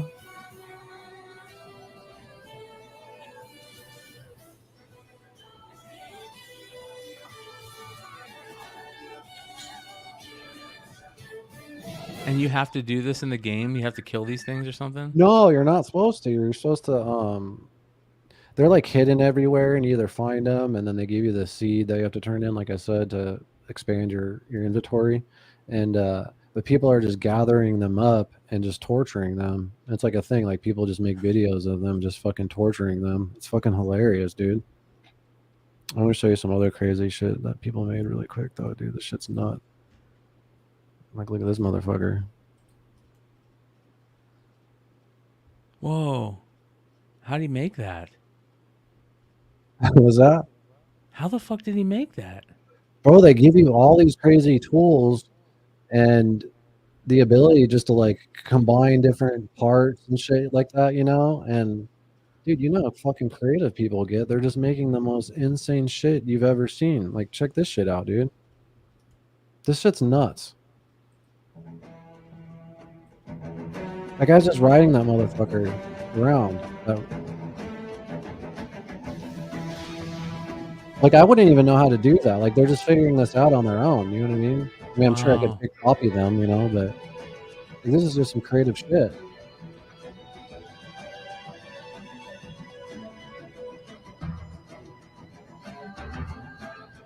This got Halo music. Yeah, that's super cool. I wish you had a Switch, dude, and you were playing this. I know. Wow.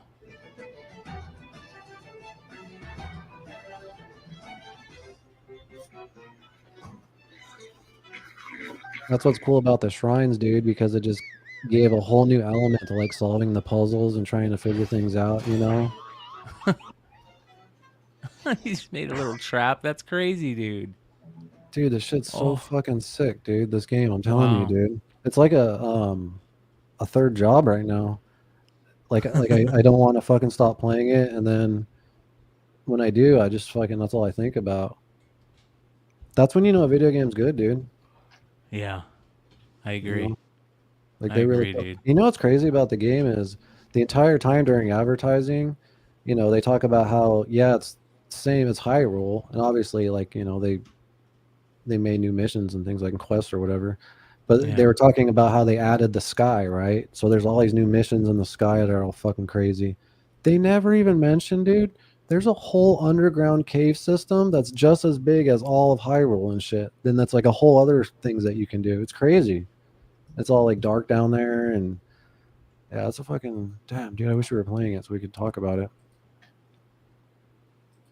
Yeah, I need to find a game I could play. Everybody's playing Diablo or Zelda right now.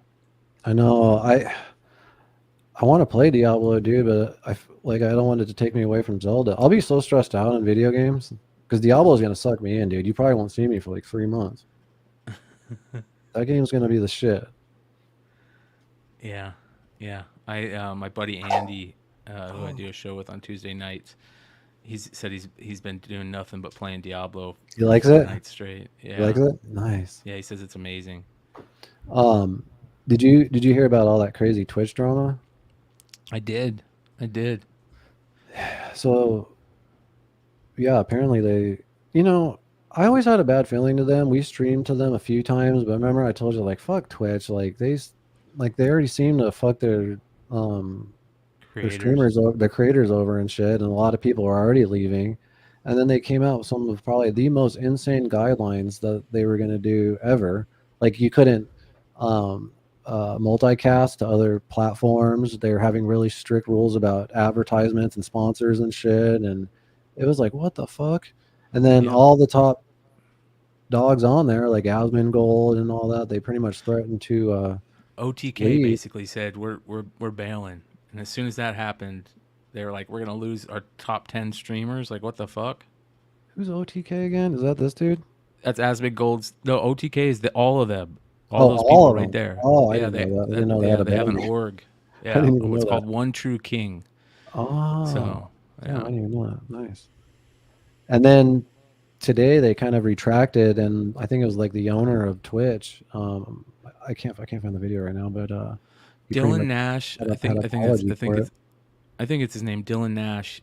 He streams on YouTube. He does YouTube stuff, and he has a business which, does advertisement for social media and streaming and stuff. And he used to be big on Twitter. He had a really good video breaking it down. It was just stupidity. It was dumb moves by Twitch to do that. And yeah, man, you can't I know, but force your they were streamers to so bail. crazy. Like, it feels like they were testing to see what they could get away with, hoping that everyone would be like, okay, cool, and then they didn't. You know what I mean? Like, Yeah. does that make sense? Yeah. They had to realize Yeah, how dude. dumb that is. They had to have known that might happen. The guidelines are absolutely insane, dude. These platforms are nuts, dude. Thank God for Kick and fucking Yes. Rumble. You know, speaking of fucking Rumble, if you guys have a free second, we actually have a Rumble on here, and it saved us from YouTube because, you know, if you get a YouTube strike, you're banned for 2 weeks, and we could get a strike any minute, dude. We got 2 strikes in like 2 days, remember? For like videos that are like 6 months old and shit, and we almost lost the channel. So Rumble doesn't give 0 fucks. So if you have a free second to go over to Rumble and follow us over there, that would be fucking greatly appreciated. A lot of creators are going exclusively to Rumble too. And you talk about Kick a lot. Kick's pretty dope. Yeah, You like it? Kick. People are doing a lot of crazy stuff on Kick. You know, big streamers are leaving Twitch to go to Rumble, to go to Kick. Kick's kind of like the do anything place right now. There's people showing porn over there on crazy stuff. So they're like the wild, wild west of streaming. And that's what OTK said. They're like, you know, Asmongold came out and was like, you know, we can't do this. We're going to start looking for non-exclusive streaming contracts starting tomorrow. And that's when Amazon and Twitch went, yeah, we need to fix this quick because we're about to lose our biggest gets, you know. And you should never, like, they need to be paying somebody some big money to expect exclusivity to where you're only going to stream on one platform. And why would you, if that's the case, why would you choose the platform that pays the less amount? You know, it's most speaking on that, I want to play you this video from a Ninja that's speaking on this yesterday. If you guys know Ninja, I think he's famous from like Fortnite and all that shit. He's that blue haired dude. But this is him talking about Twitch. This is like right after all that bullshit happened. They're basically forcing my hand. I'm not partnered on Twitch. I don't make money there. I make $0 on Twitch. So they then put a rule in, I can't stream. I can't simulcast. What am I going to choose? What am I going to choose? Am I going to choose streaming to YouTube, TikTok, Kick, other Facebook all at the same time? Am I going to choose streaming all to there? Or am I going to just only stream to Twitch and make no money? Like 0. What the? Who would like? That's it's a no-brainer. They're basically forcing my hand. I'm not. Yeah, that's not surprising. He's pretty much the biggest video game streamer ever, right? Ninja, He was. He's not anymore. I think there's other people that have broken all his records. Actually, Asmongold's probably up there now. I mean, XQC, Asmongold. Oh yeah. Oh, XQC's a video game streamer. Yeah. Oh, I didn't know that. Yeah. I don't understand anyone listens to that guy. You can't understand a word he fucking says. Understand him now. He sounds like a baby. It's ridiculous. Yeah. I see clips of him sometimes, and I'm like, what the fuck is this guy saying? Yeah. I can't understand him either. But yeah, it's very interesting, man. It's interesting for sure. If you guys have any, go ahead. Sorry. Some of the guys that broke all the records are like just left, like Kai Cenat, who basically broke tons of Twitch streaming records. Twitch wouldn't give a contract to, and so he finally was just like fuck it and went to Rumble. I think he left and went to Rumble recently. So he was, the biggest sub. Where did Aiden Ross went to Kick, right? Aiden Ross went to Kick, yeah. And he was another huge one. And Trainwreck owns Kick. Trainwreck owns Kick, and bunch of people have been going and doing things on both. Like I think Destiny is got contracts to do so many hours a week exclusive through Rumble and Kick. So he'll jump over, and do an hour over here, an hour over here, and then it's 4 or 5 hours on YouTube or something. You know what I mean? So there's other people that are doing that. Like I think DJ Academics got a deal through with Rumble. Rumble, or Kick too. Yeah. No, yeah, it was Rumble. Shout out to Russell Brand. Yeah, Russell Brand's fucking The most important one unreal. to me, who got fucked the hardest by any platform, is fucking Steve Will Do It. He got fucked so hard by YouTube, and it was literally for like 2 seconds because he showed a website to a gambling website, but it was way than that. They just wanted him off the platform because he was promoting like Trump hardcore and shit like that, and his ban was so bad that he's not even allowed to be shown in the Nelk Boy videos or anything like that, or he can't even be shown in like that Bradley Martin guy, like, you know what I mean, Yeah. like or else their channels will get banned. That's fucking stupid, dude. It's cheesy. And then like the Legion of Skanks, they lost their fucking channel. I mean, Yeah. they have a new one, you know, it's killing it, but that sucks, man. People don't realize like how much, you know, effort and time, Andrew you Tate? know, you put into your channel, you know, and is he Rumble only? Yeah, he's exclusive He with just Rumble. did it. He just did an interview with that Patrick dude. Another one. Let's sit down. Peter Bet Yeah, David, Paul they Bet went, David. They went out there and to his crib, and I don't know if it's out yet or not, but Yeah. Yeah, I like dude. him. Do you want to tell people how they could show funny videos or whatever, if they want through the Discord? Yeah, so if you guys out there ever want to drop us any links or anything that you would like to share with us or show us, we do have the Discord available. There is a Bogcast section in the Discord. As you guys can see here, we've got show topics, the section if you guys want to put anything in, where we've seen clips from a lot of people. Also, this is the what strain is you smoking section, so let us know what strain you're smoking over there. It's a very interesting smoking mechanism tool right there. Shout out to the UFO Report, where everybody's been going crazy over the past couple days. And then our best strain names. This was a one recently dropped yesterday by JLS. Says Xeno by Alien Labs. Let's take a look at what this is. Do we have a poll tonight? We never made a poll. That. Wow, look at that. That's fucking. Yeah, Alien Labs Xeno. So there we go. I could fire, definitely dude. figure out a poll to put up. Let me think here. Something about the UFO shit. Yeah, we'll put something about the UFO shit. Actually, you know what would be a good one is if they have ever seen. Has anybody ever seen a UFO? Okay. Let us know that in the comments below, you guys. If Well, can you make it on YouTube or whatever? Or no? Isn't there a way? We can. The chat.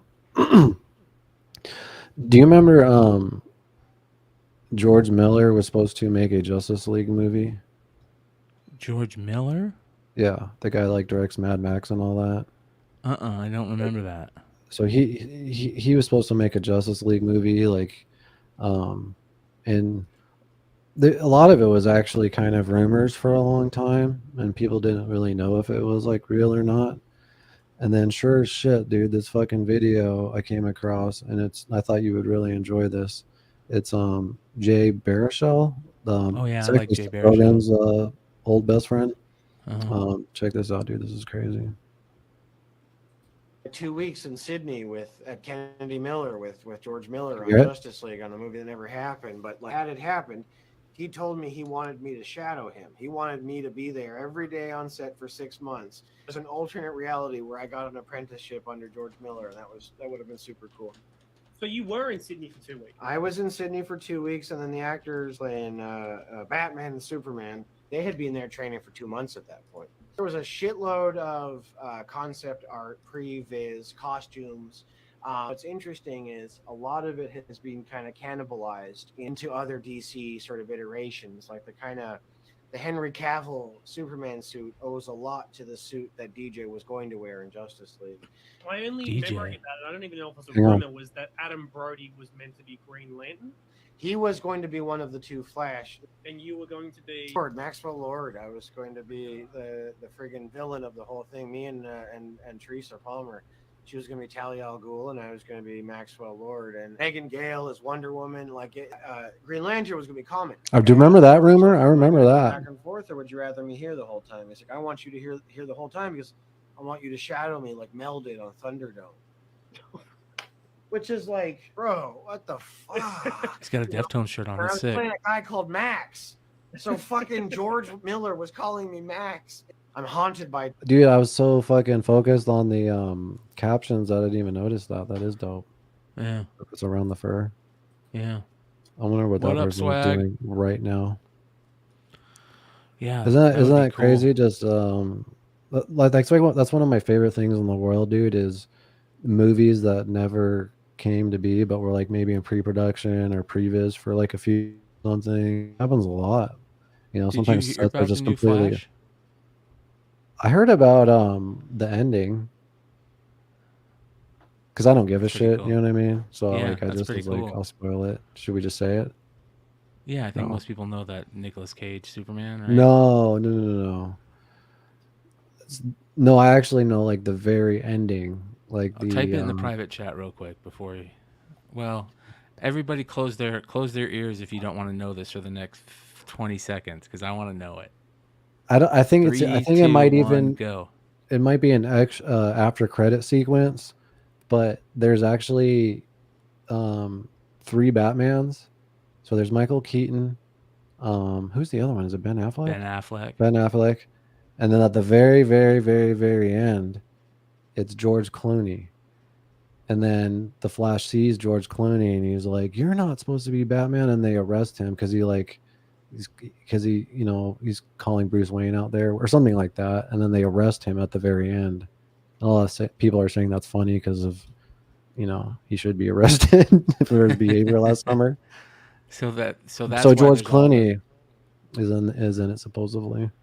That's why there's all this talk about a sequel to it and how they're going to stick with Ezra Miller, right? That if they would do a second movie, that they would stick with Ezra Miller. What do you think about that? Listen, and I've said this since the beginning, the movie sounds like it's that good, right? I don't think multiple, James Gunn, Dwayne The Rock Johnson, multiple heavy hitters would watch it and say, we have to stick by this kid. Even all this fucked up shit he's doing, this is so good that we have to put it out. You know what I mean? Like I just love it because to me it's funny because all these people who are act like they have all these crazy morals, not you, but other people, especially I see on Twitter, are completely disregarding this. Like they'll jump on some other fucking cause, and you know what I mean, and stand against it, but this one they're fine with. It just, to me, the hypocrisy of the whole thing's hilarious. I think it's I don't give a shit. You know what I mean? Yeah. But it is kind of funny. Yeah. But the other thing too that is pretty controversial right now because they're doing the press of it and they're completely hiding him. You know what I mean? Like he's not doing any of it. He's not doing the rounds. He's not. I don't even think he's going to go to the premiere. Things like he that. Shouldn't. So. He should stay out of the. He's too fucking. Yeah, because they don't want that to be the center of the focus of the story. When they're trying to promote the movie. Yeah, if he wants to get any not necessarily credibility, but like positive karma back, he needs to stay out of the frame for a while and just let the movie speak for itself. And it sounds like that's why it's like that good, that there's a reason that they didn't shelve this like they shelved Batwoman, they shelved a bunch of other shit, but they didn't shelve the Flash movie. Batwoman was finished basically. They're banking on this one, dude. Yeah, man. You know what I'm stoked for, man? And I was gonna see if you wanted to go. I think it comes out July 20th or 21st. Is Oppenheimer? Yeah, it's supposed to be we got to see that in IMAX, dude, because that's gonna be bad as fuck. I saw a pretty creepy. I wouldn't necessarily call it like super creepy, but it was a different take on a movie that I've never seen. Let's see if I can find it. What do you mean? Hold on here. It's called Talk to Me. Have you seen this? Check this out.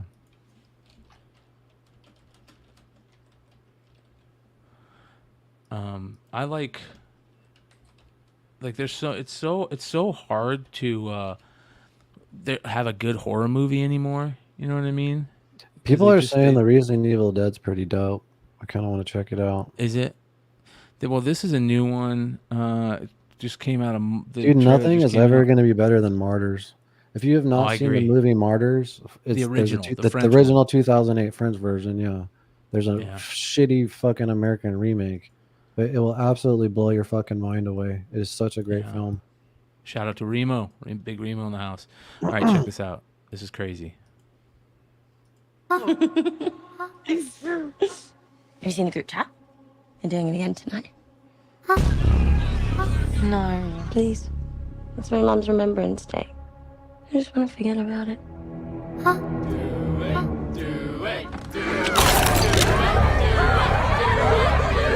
Who's up? I'll do it. Cannot go for more than 90 seconds. Am I clear? What happens after 90 seconds? Kind of reminds me of like Flatliners.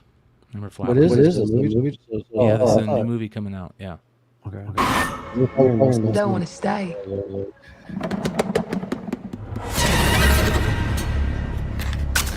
Light the candle to open the door. Blow it out to close it. Yeah, do YouTube. Yeah. So, it's very interesting. That kind of has like the feel of the Ouija board stuff, right? And it has like a little bit of that like magic. Always like black magic and Ouija board stuff always creeps me the fuck out, dude. Have you ever played with one of those? Yeah, man. I had scared the shit out of me. Someone's always fucking with it, dude. That's why. No, dude. I was always that guy. No, it had nothing to do with that, dude. A fucking ashtray, a massive fucking ashtray cracked in half when we asked for it to show us a sign. It was crazy, bro. Swear to God, bro. Me, Jimmy, his sister, and my buddy Kevin's sister, and we were in the bathroom, in the dark in the bathroom. We had this massive fucking ashtray, like this thick. It was like a brick, big, huge crystal ashtray. We had a little votive candle in it, right? That was the light, and we were in there, and we just sit down and we say, show us a sign that there's something present. And we said it again. It was silent. We said it again. And you just hear this kink. And you look down and you could see the light kind of moving because it moved the votive. And the whole fucking ashtray was cracked in the middle. Pull the video down. We have to fix that, dude. It's driving me nuts. Is it still, every time doing you pull it? a video up, yeah, dude, it echoes. I don't know how to fix it. Yeah, that sucks. That's a bummer. Yeah, so it does come out on the on their end. Yeah. All right, here we go. Sorry about that. It wasn't with the video on. I think it was with the unmute on. I have to mute that. I'll figure that shit out. But anyways, Talk to Me is a very interesting movie. Check it out. Check out the trailer. Speaking of Oppenheimer, this dude got to hang out with Christopher Nolan, and I just love like just seeing Nolan, like how excited he gets about like all this shit. But check this out. This is crazy.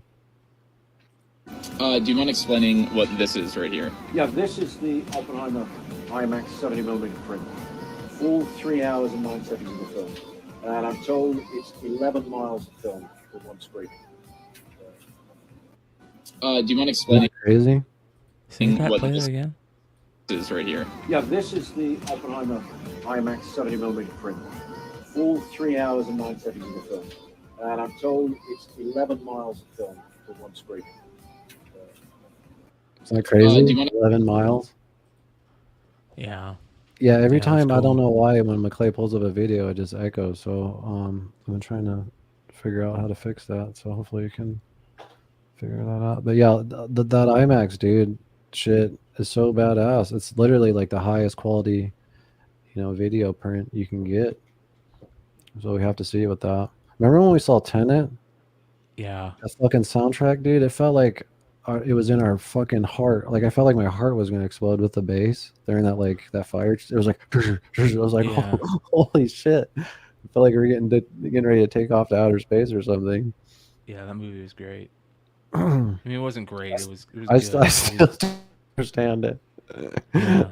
See, you know what I love about it is just the creativity of it, because he had to like film scenes backwards and all that shit. And he's Christopher Nolan's nuts, dude. And I feel like we have to go see it in the theater because, you know, I'm always bitching about how, you know, there needs to be more original movies in the theater. So I feel like it's important to support these movies, especially because it's going head to head with Barbie. And Barbie's gonna dominate.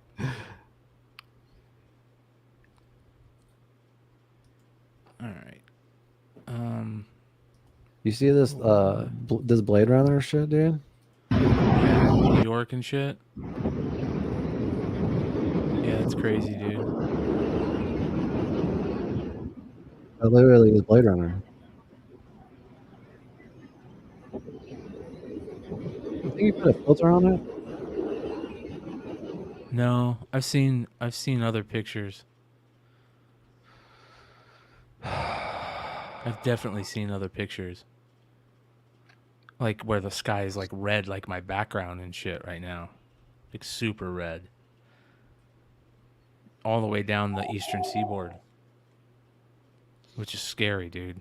That's crazy. Check out this UFO, dude. We've played this one before. This is a UFO that was observed for 22 minutes near the International Space Station. I think it was in 2020 or before. The object is of a shape and size that is not recognizable as any known rocket or capsule, and appears to move in a straight line upward and disappear. It could be an alien spaceship, a secret U.S. Air Force stealth device, or some new type of technology, but it is something peculiar. The NASA camera zooms in on the object, but the crew members seem unaware of it or do not mention it much, although the object is described as being pyramid or hive-shaped. This is a UFO. Wow. Satellite in the comments. Yeah. Lockheed Martin Dark Star. What the fuck? I don't know if I believe in the Black Knight satellite bullshit. What is that again exactly? That there's this satellite that's been going circling the Earth forever, and it's this. Oh yeah, I forgot about that. We've talked about that. Yeah. Yeah, it doesn't make any sense to me. It sounds like especially the images they have. It looks like a thermal blanket that got away from one of the astronauts, or, you know, when the when the astronauts are going up there and then they're releasing, they were constantly working on like the Hubble telescope, or they have to work on the International Space Station. Like all that stuff is shielded with these crazy thermal blankets, you know, around certain electronics and stuff. And when they install them, they have to remove these thermal blankets, and, you know, and I think one got away from them, and that was what that picture was of the blacklight satellite that everybody says is out there. Yeah, interesting shit. Dude, look at these two crazy fucks. They almost they actually get swallowed by a whale. Kayakers were kayaking in a popular whale watching location when suddenly they were swallowed by a humpback whale. Oh shit. Oh shit. Speechless and unable to help, the onlookers watched in horror. A second camera angle captures this horrifying that's one I saw. Even better quality. Thankfully, the humpback whale quickly spit them back out, and the kayakers were unharmed. These two kayakers were. Yeah, they said they. Would they you made ever a do comment, that? No, they made a comment that because the two kayakers were like, "This is a perfect sign that we should understand that we're getting a little too close." Like, what the fuck are you doing? The thing's feeding on a bunch of small fish. Why are you out above where all those fish are schooling? Like, you moron! You think that you're gonna get in their way? Yeah, You no know? shit. Yeah, great fucking point. Like, what the fuck, dude? I remember one time I went out. I had one of my uncles had a place up in Puget Sound, and we would go up there every summer. And one time we went out to see the whales and their orcas, and I remember it was like the first time I realized that these things could fuck us up, man. we went up there and we went up to eat in like Victoria, and then we went out looking for these orcas. And he had a 100-foot yacht, right? And he would fucking get close to these orcas because he didn't, he's just out where they heard they were. Dude, this pod of orcas, like 4 orcas comes up. You saw that shit? The dorsal fins were amazing. out of the water, and they were straight in the air, not like at SeaWorld where they're flipped over. Yeah, that's They're fucked up. straight in the fucking air. Yeah, They were black as, dude, it was so crazy. And they were so big and so close to the boat. And I was like, I'm going inside the boat in the little area where you can hide away. I don't want to be anywhere out near this. Man. Well, I don't know if you've creepy as heard hell. recently, dude. Like there's all these reports of like groups of orcas actually attacking boats. I saw like 4 or 5 different TikToks of boats getting it, like they're grouping up and literally like attacking the boat until it sinks, and people are fucking having to call for help, and it's crazy. Like figuring out how to sink boats. Wow, dude. You know how scary that would be, dude? They can make a new Jaws movie out of that. Those fucking things are ruthless. Yeah. Yeah. That shit's so sad about the SeaWorld and their, how I their know. friends like that, and that shit's fucked. Yeah. Yeah. That place is still around too, right? Didn't they SeaWorld? shut it down in San Diego, but there's still one in like Texas or something? I'm not actually sure about that. I know there's like some of the smaller parks that used to be around. They're kind of getting shut down. There's this one guy, he's always on Rogan. He's like really vocal about, getting these whales and dolphins and things out of these facilities. And he always shows drone footage of like this one whale of this one place in Canada. And it's just this little small pod, and it just circles just constantly, dude. And it's just like, it's so fucked up. Yeah. You want to see something crazy that's fucked up? You guys remember the movie Free Willy? Yeah. Check this out, bro. This is an alligator trying to eat an electric eel in the swamp. Whoa. Check this shit out, bro. This shit's crazy. See, alligator goes up to it. Electric eels are freaky, dude. Tell me if is there an echo right now? Can you hear an echo? Was this a setup by the eel? Okay. Probably for me. Yep.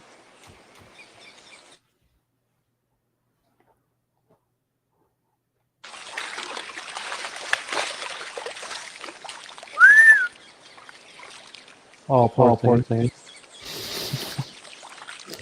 Oh my god. Dude. Oh, yeah. Did you use electric out of it? Damn. Is he killing it? Yeah, it's crazy, right? Damn. I can't believe those things are real. That's like something out of Zelda, dude. Yeah. Things like with electricity come at you and you're like, what the fuck? That's crazy, bro. Yeah, dude. That is so nuts. Oh. Dead.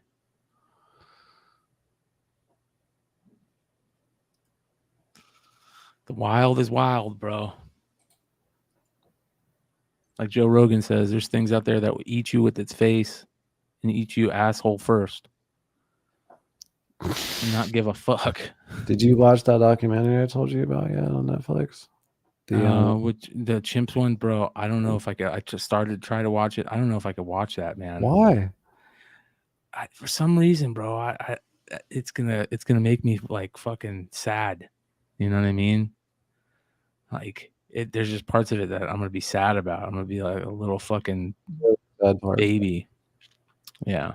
Quit being a pussy and just watch it. I know. It's some of the best like documentary filmmaking of all time. What's it called again? Yeah. I'm fucking super stoned.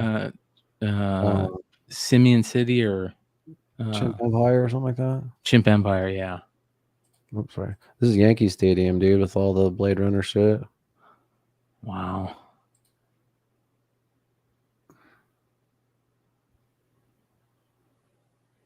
That's crazy. They're blocking the UFO fight. Yeah. Got this bear eating these mushrooms. Oh shit! Whoa. He's going to another fucking world. Damn. Are those the In Santa another Claus world. ones? Yeah, those are Amanita muscaria. Amanita. Goodbye. That's where the stone bear theory comes in. Stoned ape, yeah. I'm just kidding. Stone Yeah. bear. Yeah.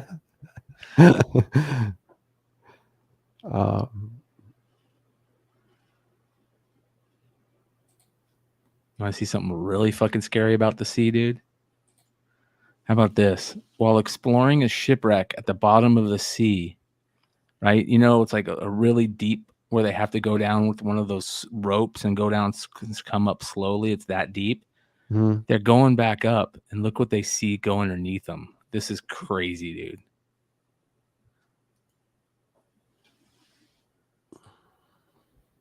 A fucking submarine. Oh, I saw this. Yeah, this is nuts. That would scare the absolute shit out of me. Yeah, that's fucking crazy. What are the chances, dude?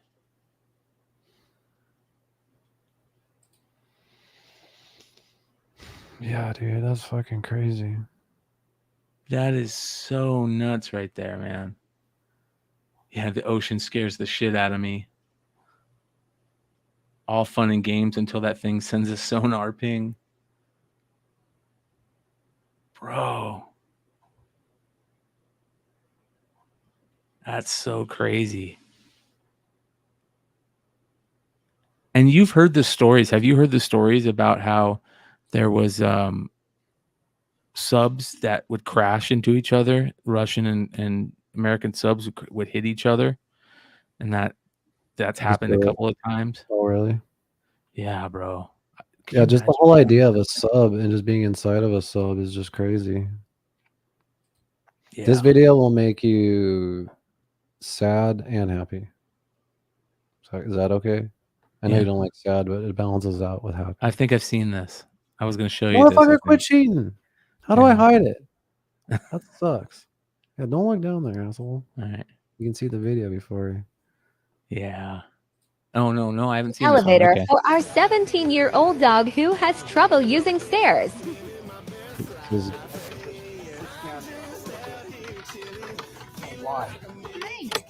Later.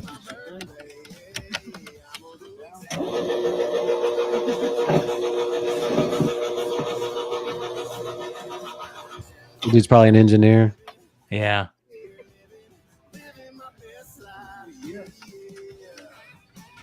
Guaranteed. My dad built an elevator. Cool. I That's love cool. looking when I see like a good dog dad. Yeah.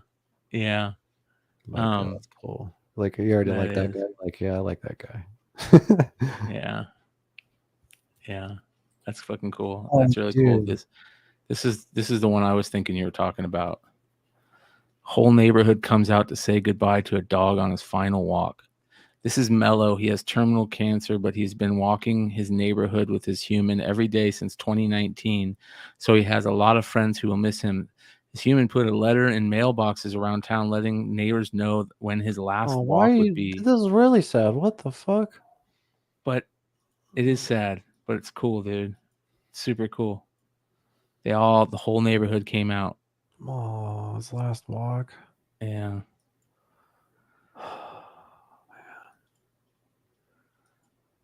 Yeah. That sucks. Yeah. Pretty cool though to have the whole neighborhood come out and do that. I fucking hate that shit. Yeah, that is really cool.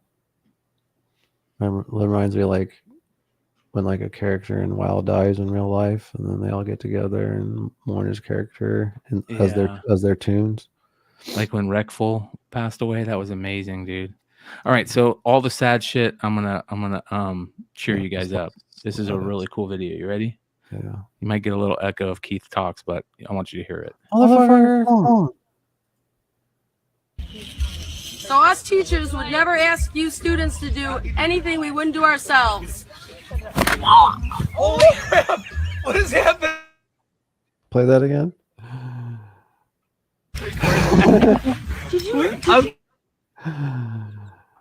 So us teachers would never ask you students to do anything we wouldn't do ourselves. Holy crap! Oh God.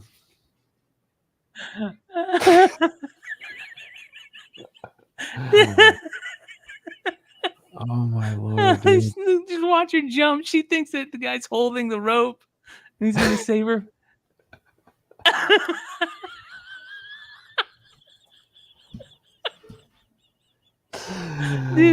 Dude, you gotta listen to I when was she down hits again the because that ground. clunge is so. Oh my god! Listen to when she I was hits the down again. ground. Yeah. We never ask you students to do anything we wouldn't do ourselves. Holy crap! What is happening? I didn't know you were. She's. Oh my God! Did we just record that? Did you? So us teachers would never ask you students to do anything we wouldn't do ourselves. Holy crap! What is happening? It's fucking good, dude. Oh shit. Dude, if I was there, I would have been laughing so hard. Dude. Oh, I know. That's like one of the.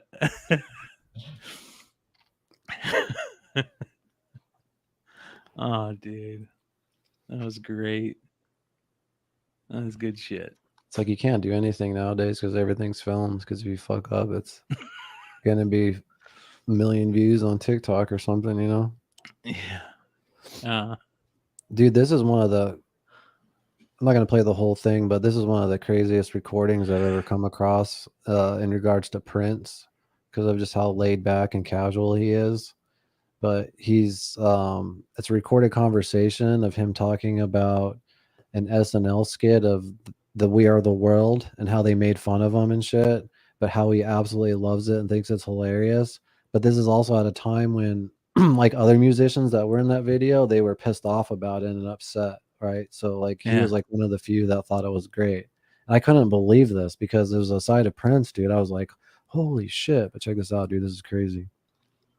On Saturday Night Live, where they did Me and Chick, where they did an imitation of it, and it was like really blown out of proportion, but it was the funniest thing I'd ever seen in my life. I mean, we all got a kick out of it. And who was you?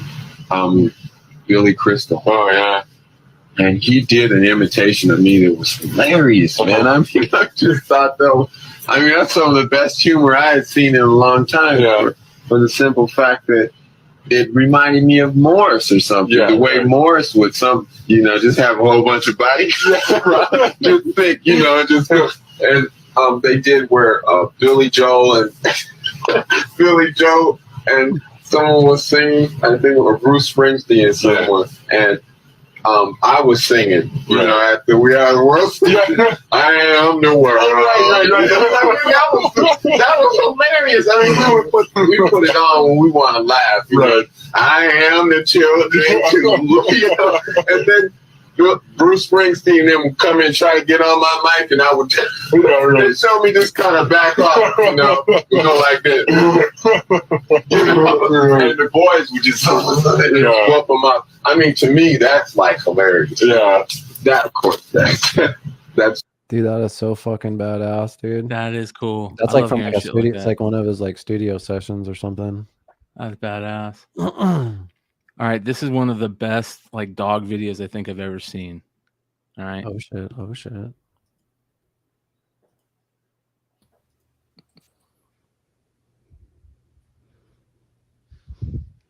Oh.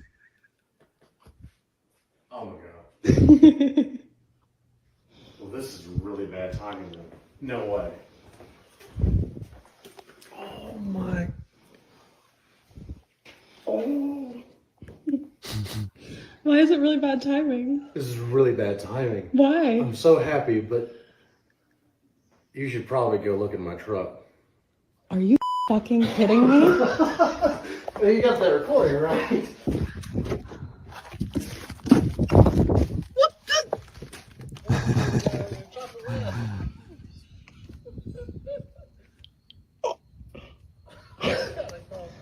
Oh my god! I'm gonna cry!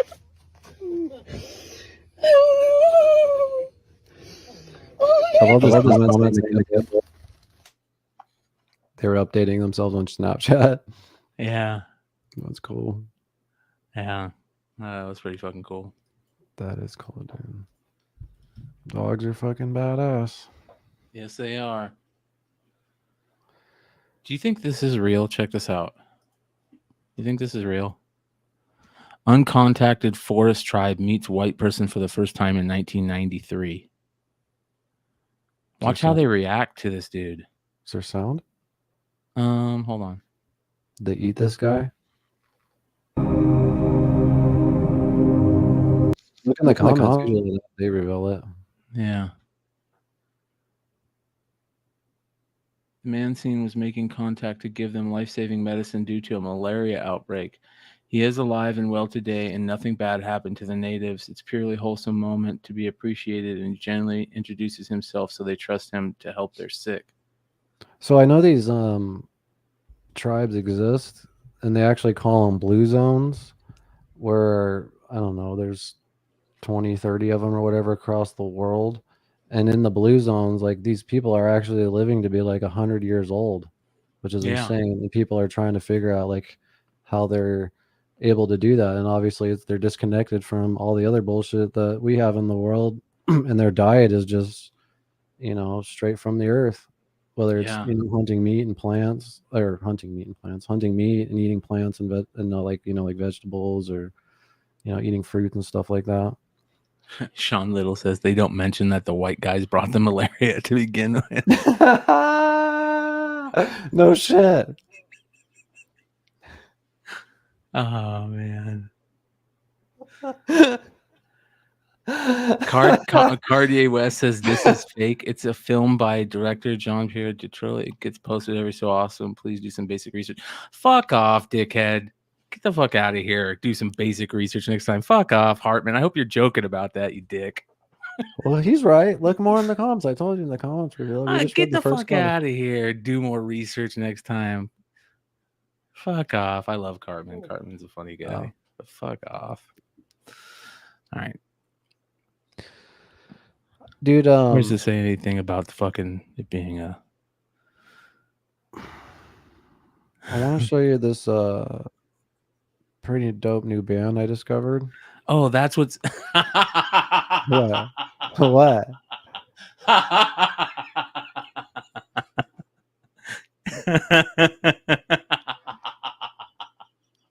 McClay, why are you laughing? Because he posted this. He copied and pasted it from the Reddit post. He said, I didn't say it. I copied it. And I just go off. Stupid. Oh my Holy God. Shit. That was a funny laugh, dude, that you had there. I was laughing because you were laughing. Holy shit. The apple fritter, huh? Yeah, dude. I'm fucking Bubblegum Biscotti. It's also the RSO. Cheers, everybody. Thanks for hanging out with us and fucking everyone in chat. We appreciate you. Don't forget to let us know what strain you are smoking. If it's indica, sativa, the strain name, and we'll pick a random person and send out some stickers and magnets and all that bullshit. And like I said earlier, if you don't smoke and you want a chance to enter, just lie. Just pick a strain and lie. Just say Blue Dream, and you still have a chance. Did you check out that band I sent you? No. What band? They're called Slow Joy. Like, some of their clips started showing up on my TikTok, and you know me, dude. I'm like really picky about trying to find new bands and shit, dude. And it actually reminds me, dude, of all of our favorite bands in one, like Far, Dredge, and all this shit. And I want to just play a couple of clips of them and shit. It's pretty dope.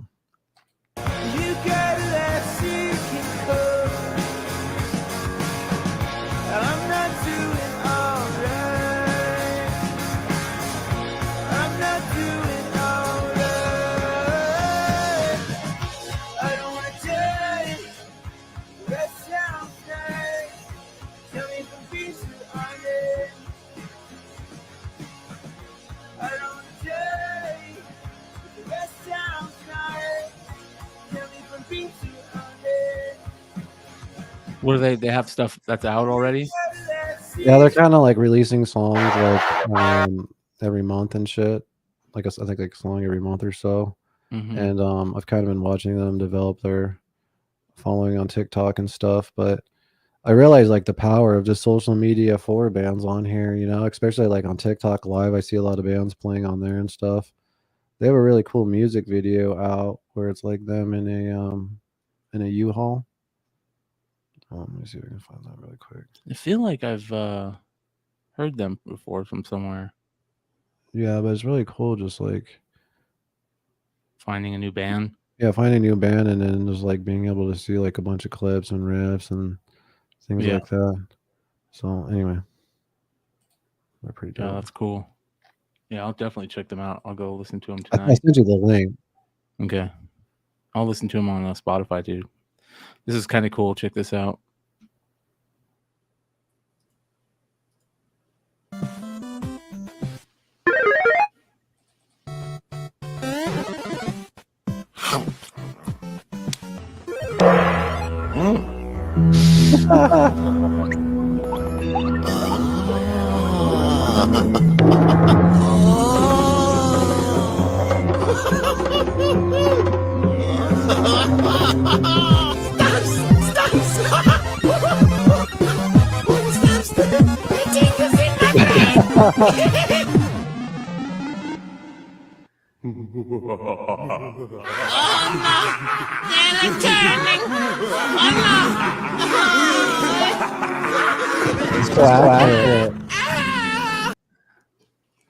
Holy Holy shit. dope.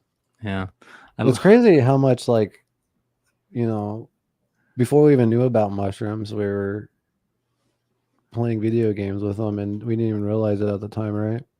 Yeah. And then looking Yeah. back, you're like, wow, that's pretty crazy how all of that's based off of mushrooms and shit. Amity muscaria. Yeah. By the way, look, this is a fucking great comment.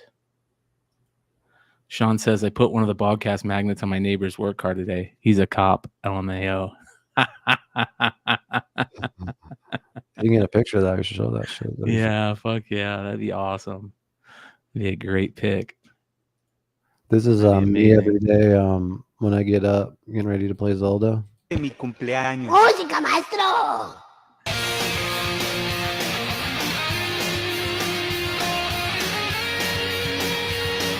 Yo el día de mi cumpleaños. Hell yeah.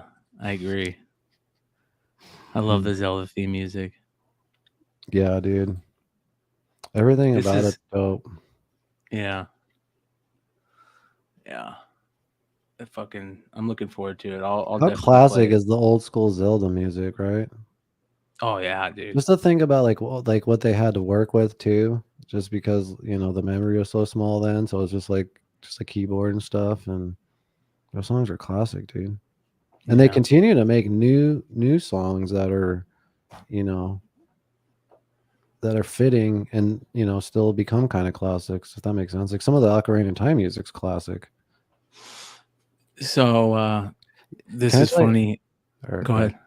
The funniest thing I've ever heard in my life in regards to Ocarina in Time is I was bullshitting with it to DT, and he was telling me how him and his brother beat it, and then I was talking about the horse, you know, and he was like, "What horse?" I'm like, "What do you mean, what horse?" I'm like, "Yeah, you get a horse," and he had no clue what I was talking about, and I was like, "How long did it take you to fucking beat that game?" And he's like, "Oh, it was like years."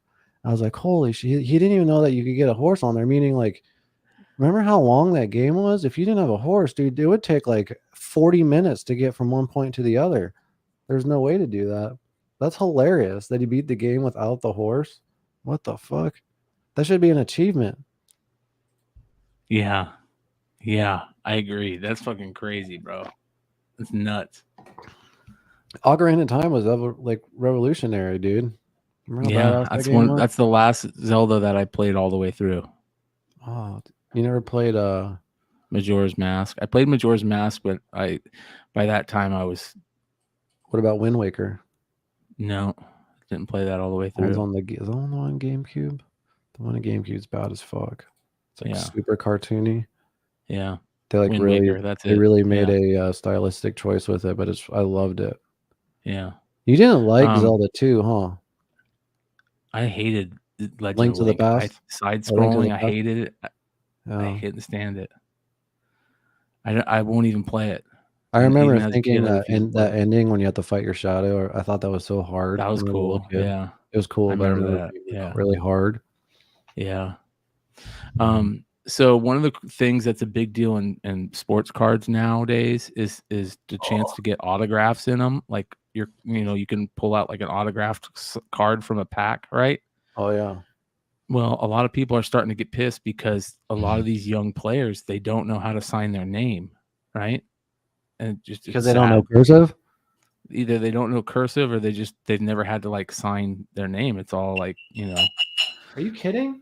No, watch. Well, so here's something funny. So there's this guy named Sadiq Bey that plays for Detroit, and his autograph is so terrible. And this guy that puts out a mean, he look at this mean. This is so funny.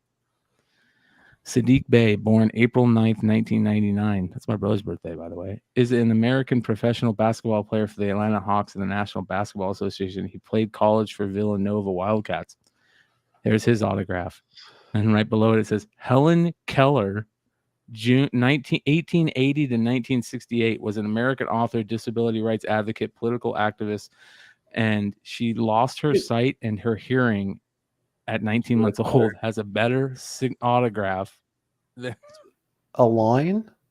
Yeah. That is crazy. Do you feel like if you feel like you realize these guys are going to be these star athletes and stuff, they'd have like a team around them that would provide them with like the necessary things that they like, he's going to sign autographs, right? Yeah. Like send them down and just be like, hey, this is, You can't do this. Yeah, this is bullshit. You're just going to piss people off. Well, no, even before it happens, and just like, hey, Yeah. you need to learn how to sign your name, like, because people are going to ask for your autograph. You can learn that in like a couple days, probably. If not like one sit down session, just at least 2 more lines, at least. Fuck. Look at this one right here. This one says, "What if Panini placed the sticker wrong on the card, and his real signature is a different slash the other way?"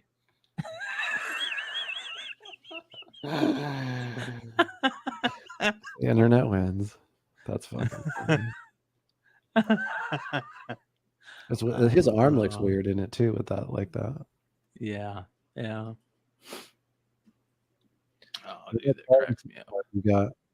Speaking of, show that Charlie Sheen or those cards you got. Speaking of, Oh yeah. For those of you guys that didn't see, I opened up a pack of cards on one of my shows on Beyond Wednesdays, and I pulled a Martin Sheen card out of it. And then 2 cards later or whatever, in the same pack, I pulled his son's card autographed. So Charlie Sheen autograph, and then the same crazy, pack dude. his dad. You need What to are the frame- fucking chances of that? You need to frame that, dude. Yeah. Put Hold that on shit one on second. vibrate. What the fuck? Hold on. See Hey how Dad, weird this shit is? Dad, you're live on the What's up, on the Waniac? air. Keith says what's up. Who says? Keith says what's up. You're live on air. Oh, hey Keith, what's up, buddy? What's up, He buddy? said what's up. Yeah. Okay. So, Hey, I'm here. All right, come on in. Is the door unlocked? Yeah, the door's unlocked. Or if it's not, you should be able to just walk around the back. Okay, I'll be right there. All right, Dad. Bye. Fuck yeah. Waniac. I've been trying to get him on the show for years. He's been dodging. Waniac. He's been dodging my text. Kind of angry at him, dude. I'm angry at him and your mom. They won't fucking come on the show, dude. My dad would probably come on. My dad's got he's going in for surgery on the 5th, so see how that plays out. Balls. Yeah, the fuck, I had a couple more videos, and then I can't find them right now. Check this out. This one's crazy. I wanted to show you this. This is a 10-year-old boy saw his mom they have a pool, and he saw his mom was having a seizure, and he jumps in to save her. Check this out. This is fucking amazing.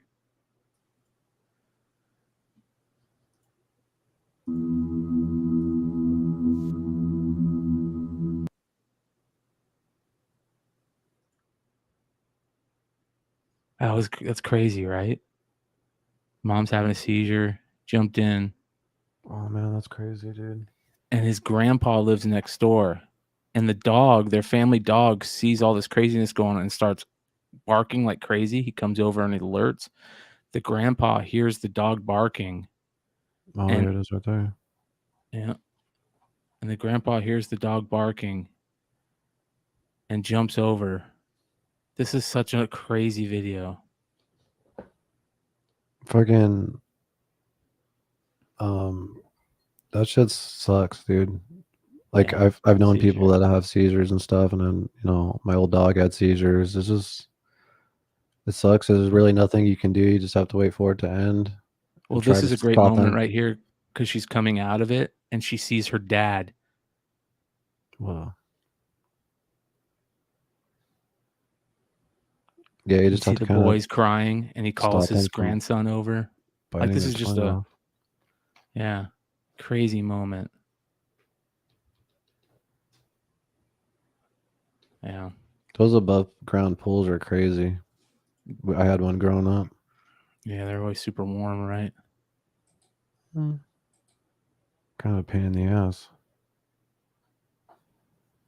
You want to see the baddest gaming setup ever? Yeah, let's see it. Check this dude out.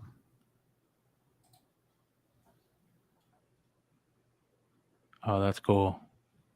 That is super cool. Fucking A. That's bad as fuck, dude. Yeah, it is. It's like you're in That's awesome. You're in a ship, dude. That is cool. Oh. Put it on vibrate, McClay.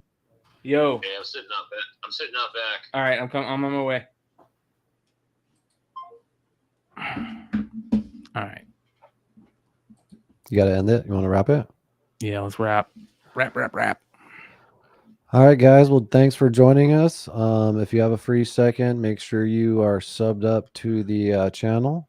And if you want to support the channel, you can always hit join, and we have some different tiers for as little as 99 cents a month for some, custom emojis, member-only live streams, loyalty badges, stuff like that.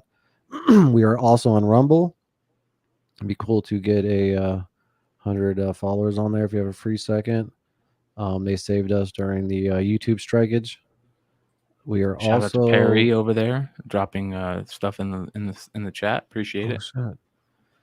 Look at that. Yeah. We need to get that. Shout out to Perry. Connected. I think we are live on Twitter. Yeah, we're live on Twitter. Also, you can follow us on TikTok. I am starting to post clips on there every day. If you are on TikTok, you can follow us over there. Make sure to let us know what strain you're smoking.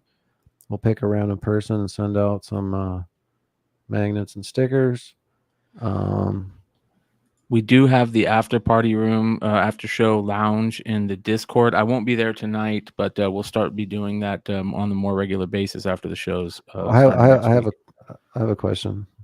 You're not allowed. Am I invited to the after party? No, you can't. I just found out about it last week.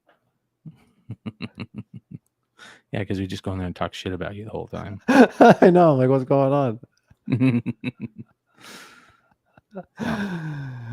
Oh my god. Well, I really appreciate everyone hanging out with us each week. I look forward to this like a motherfucker. You guys fucking rule. We will be back next Thursday. Maybe if McClay's down, I would love to do a watch party for the groundbreaking UFO news this Sunday. Yeah, that might be a good idea. Special podcast or something like that. Yeah. And that's all I got. You got anything else, McClay? Nope. Much love, you guys. I'm gonna go let Dad in. All right, cool. Peace out, guys.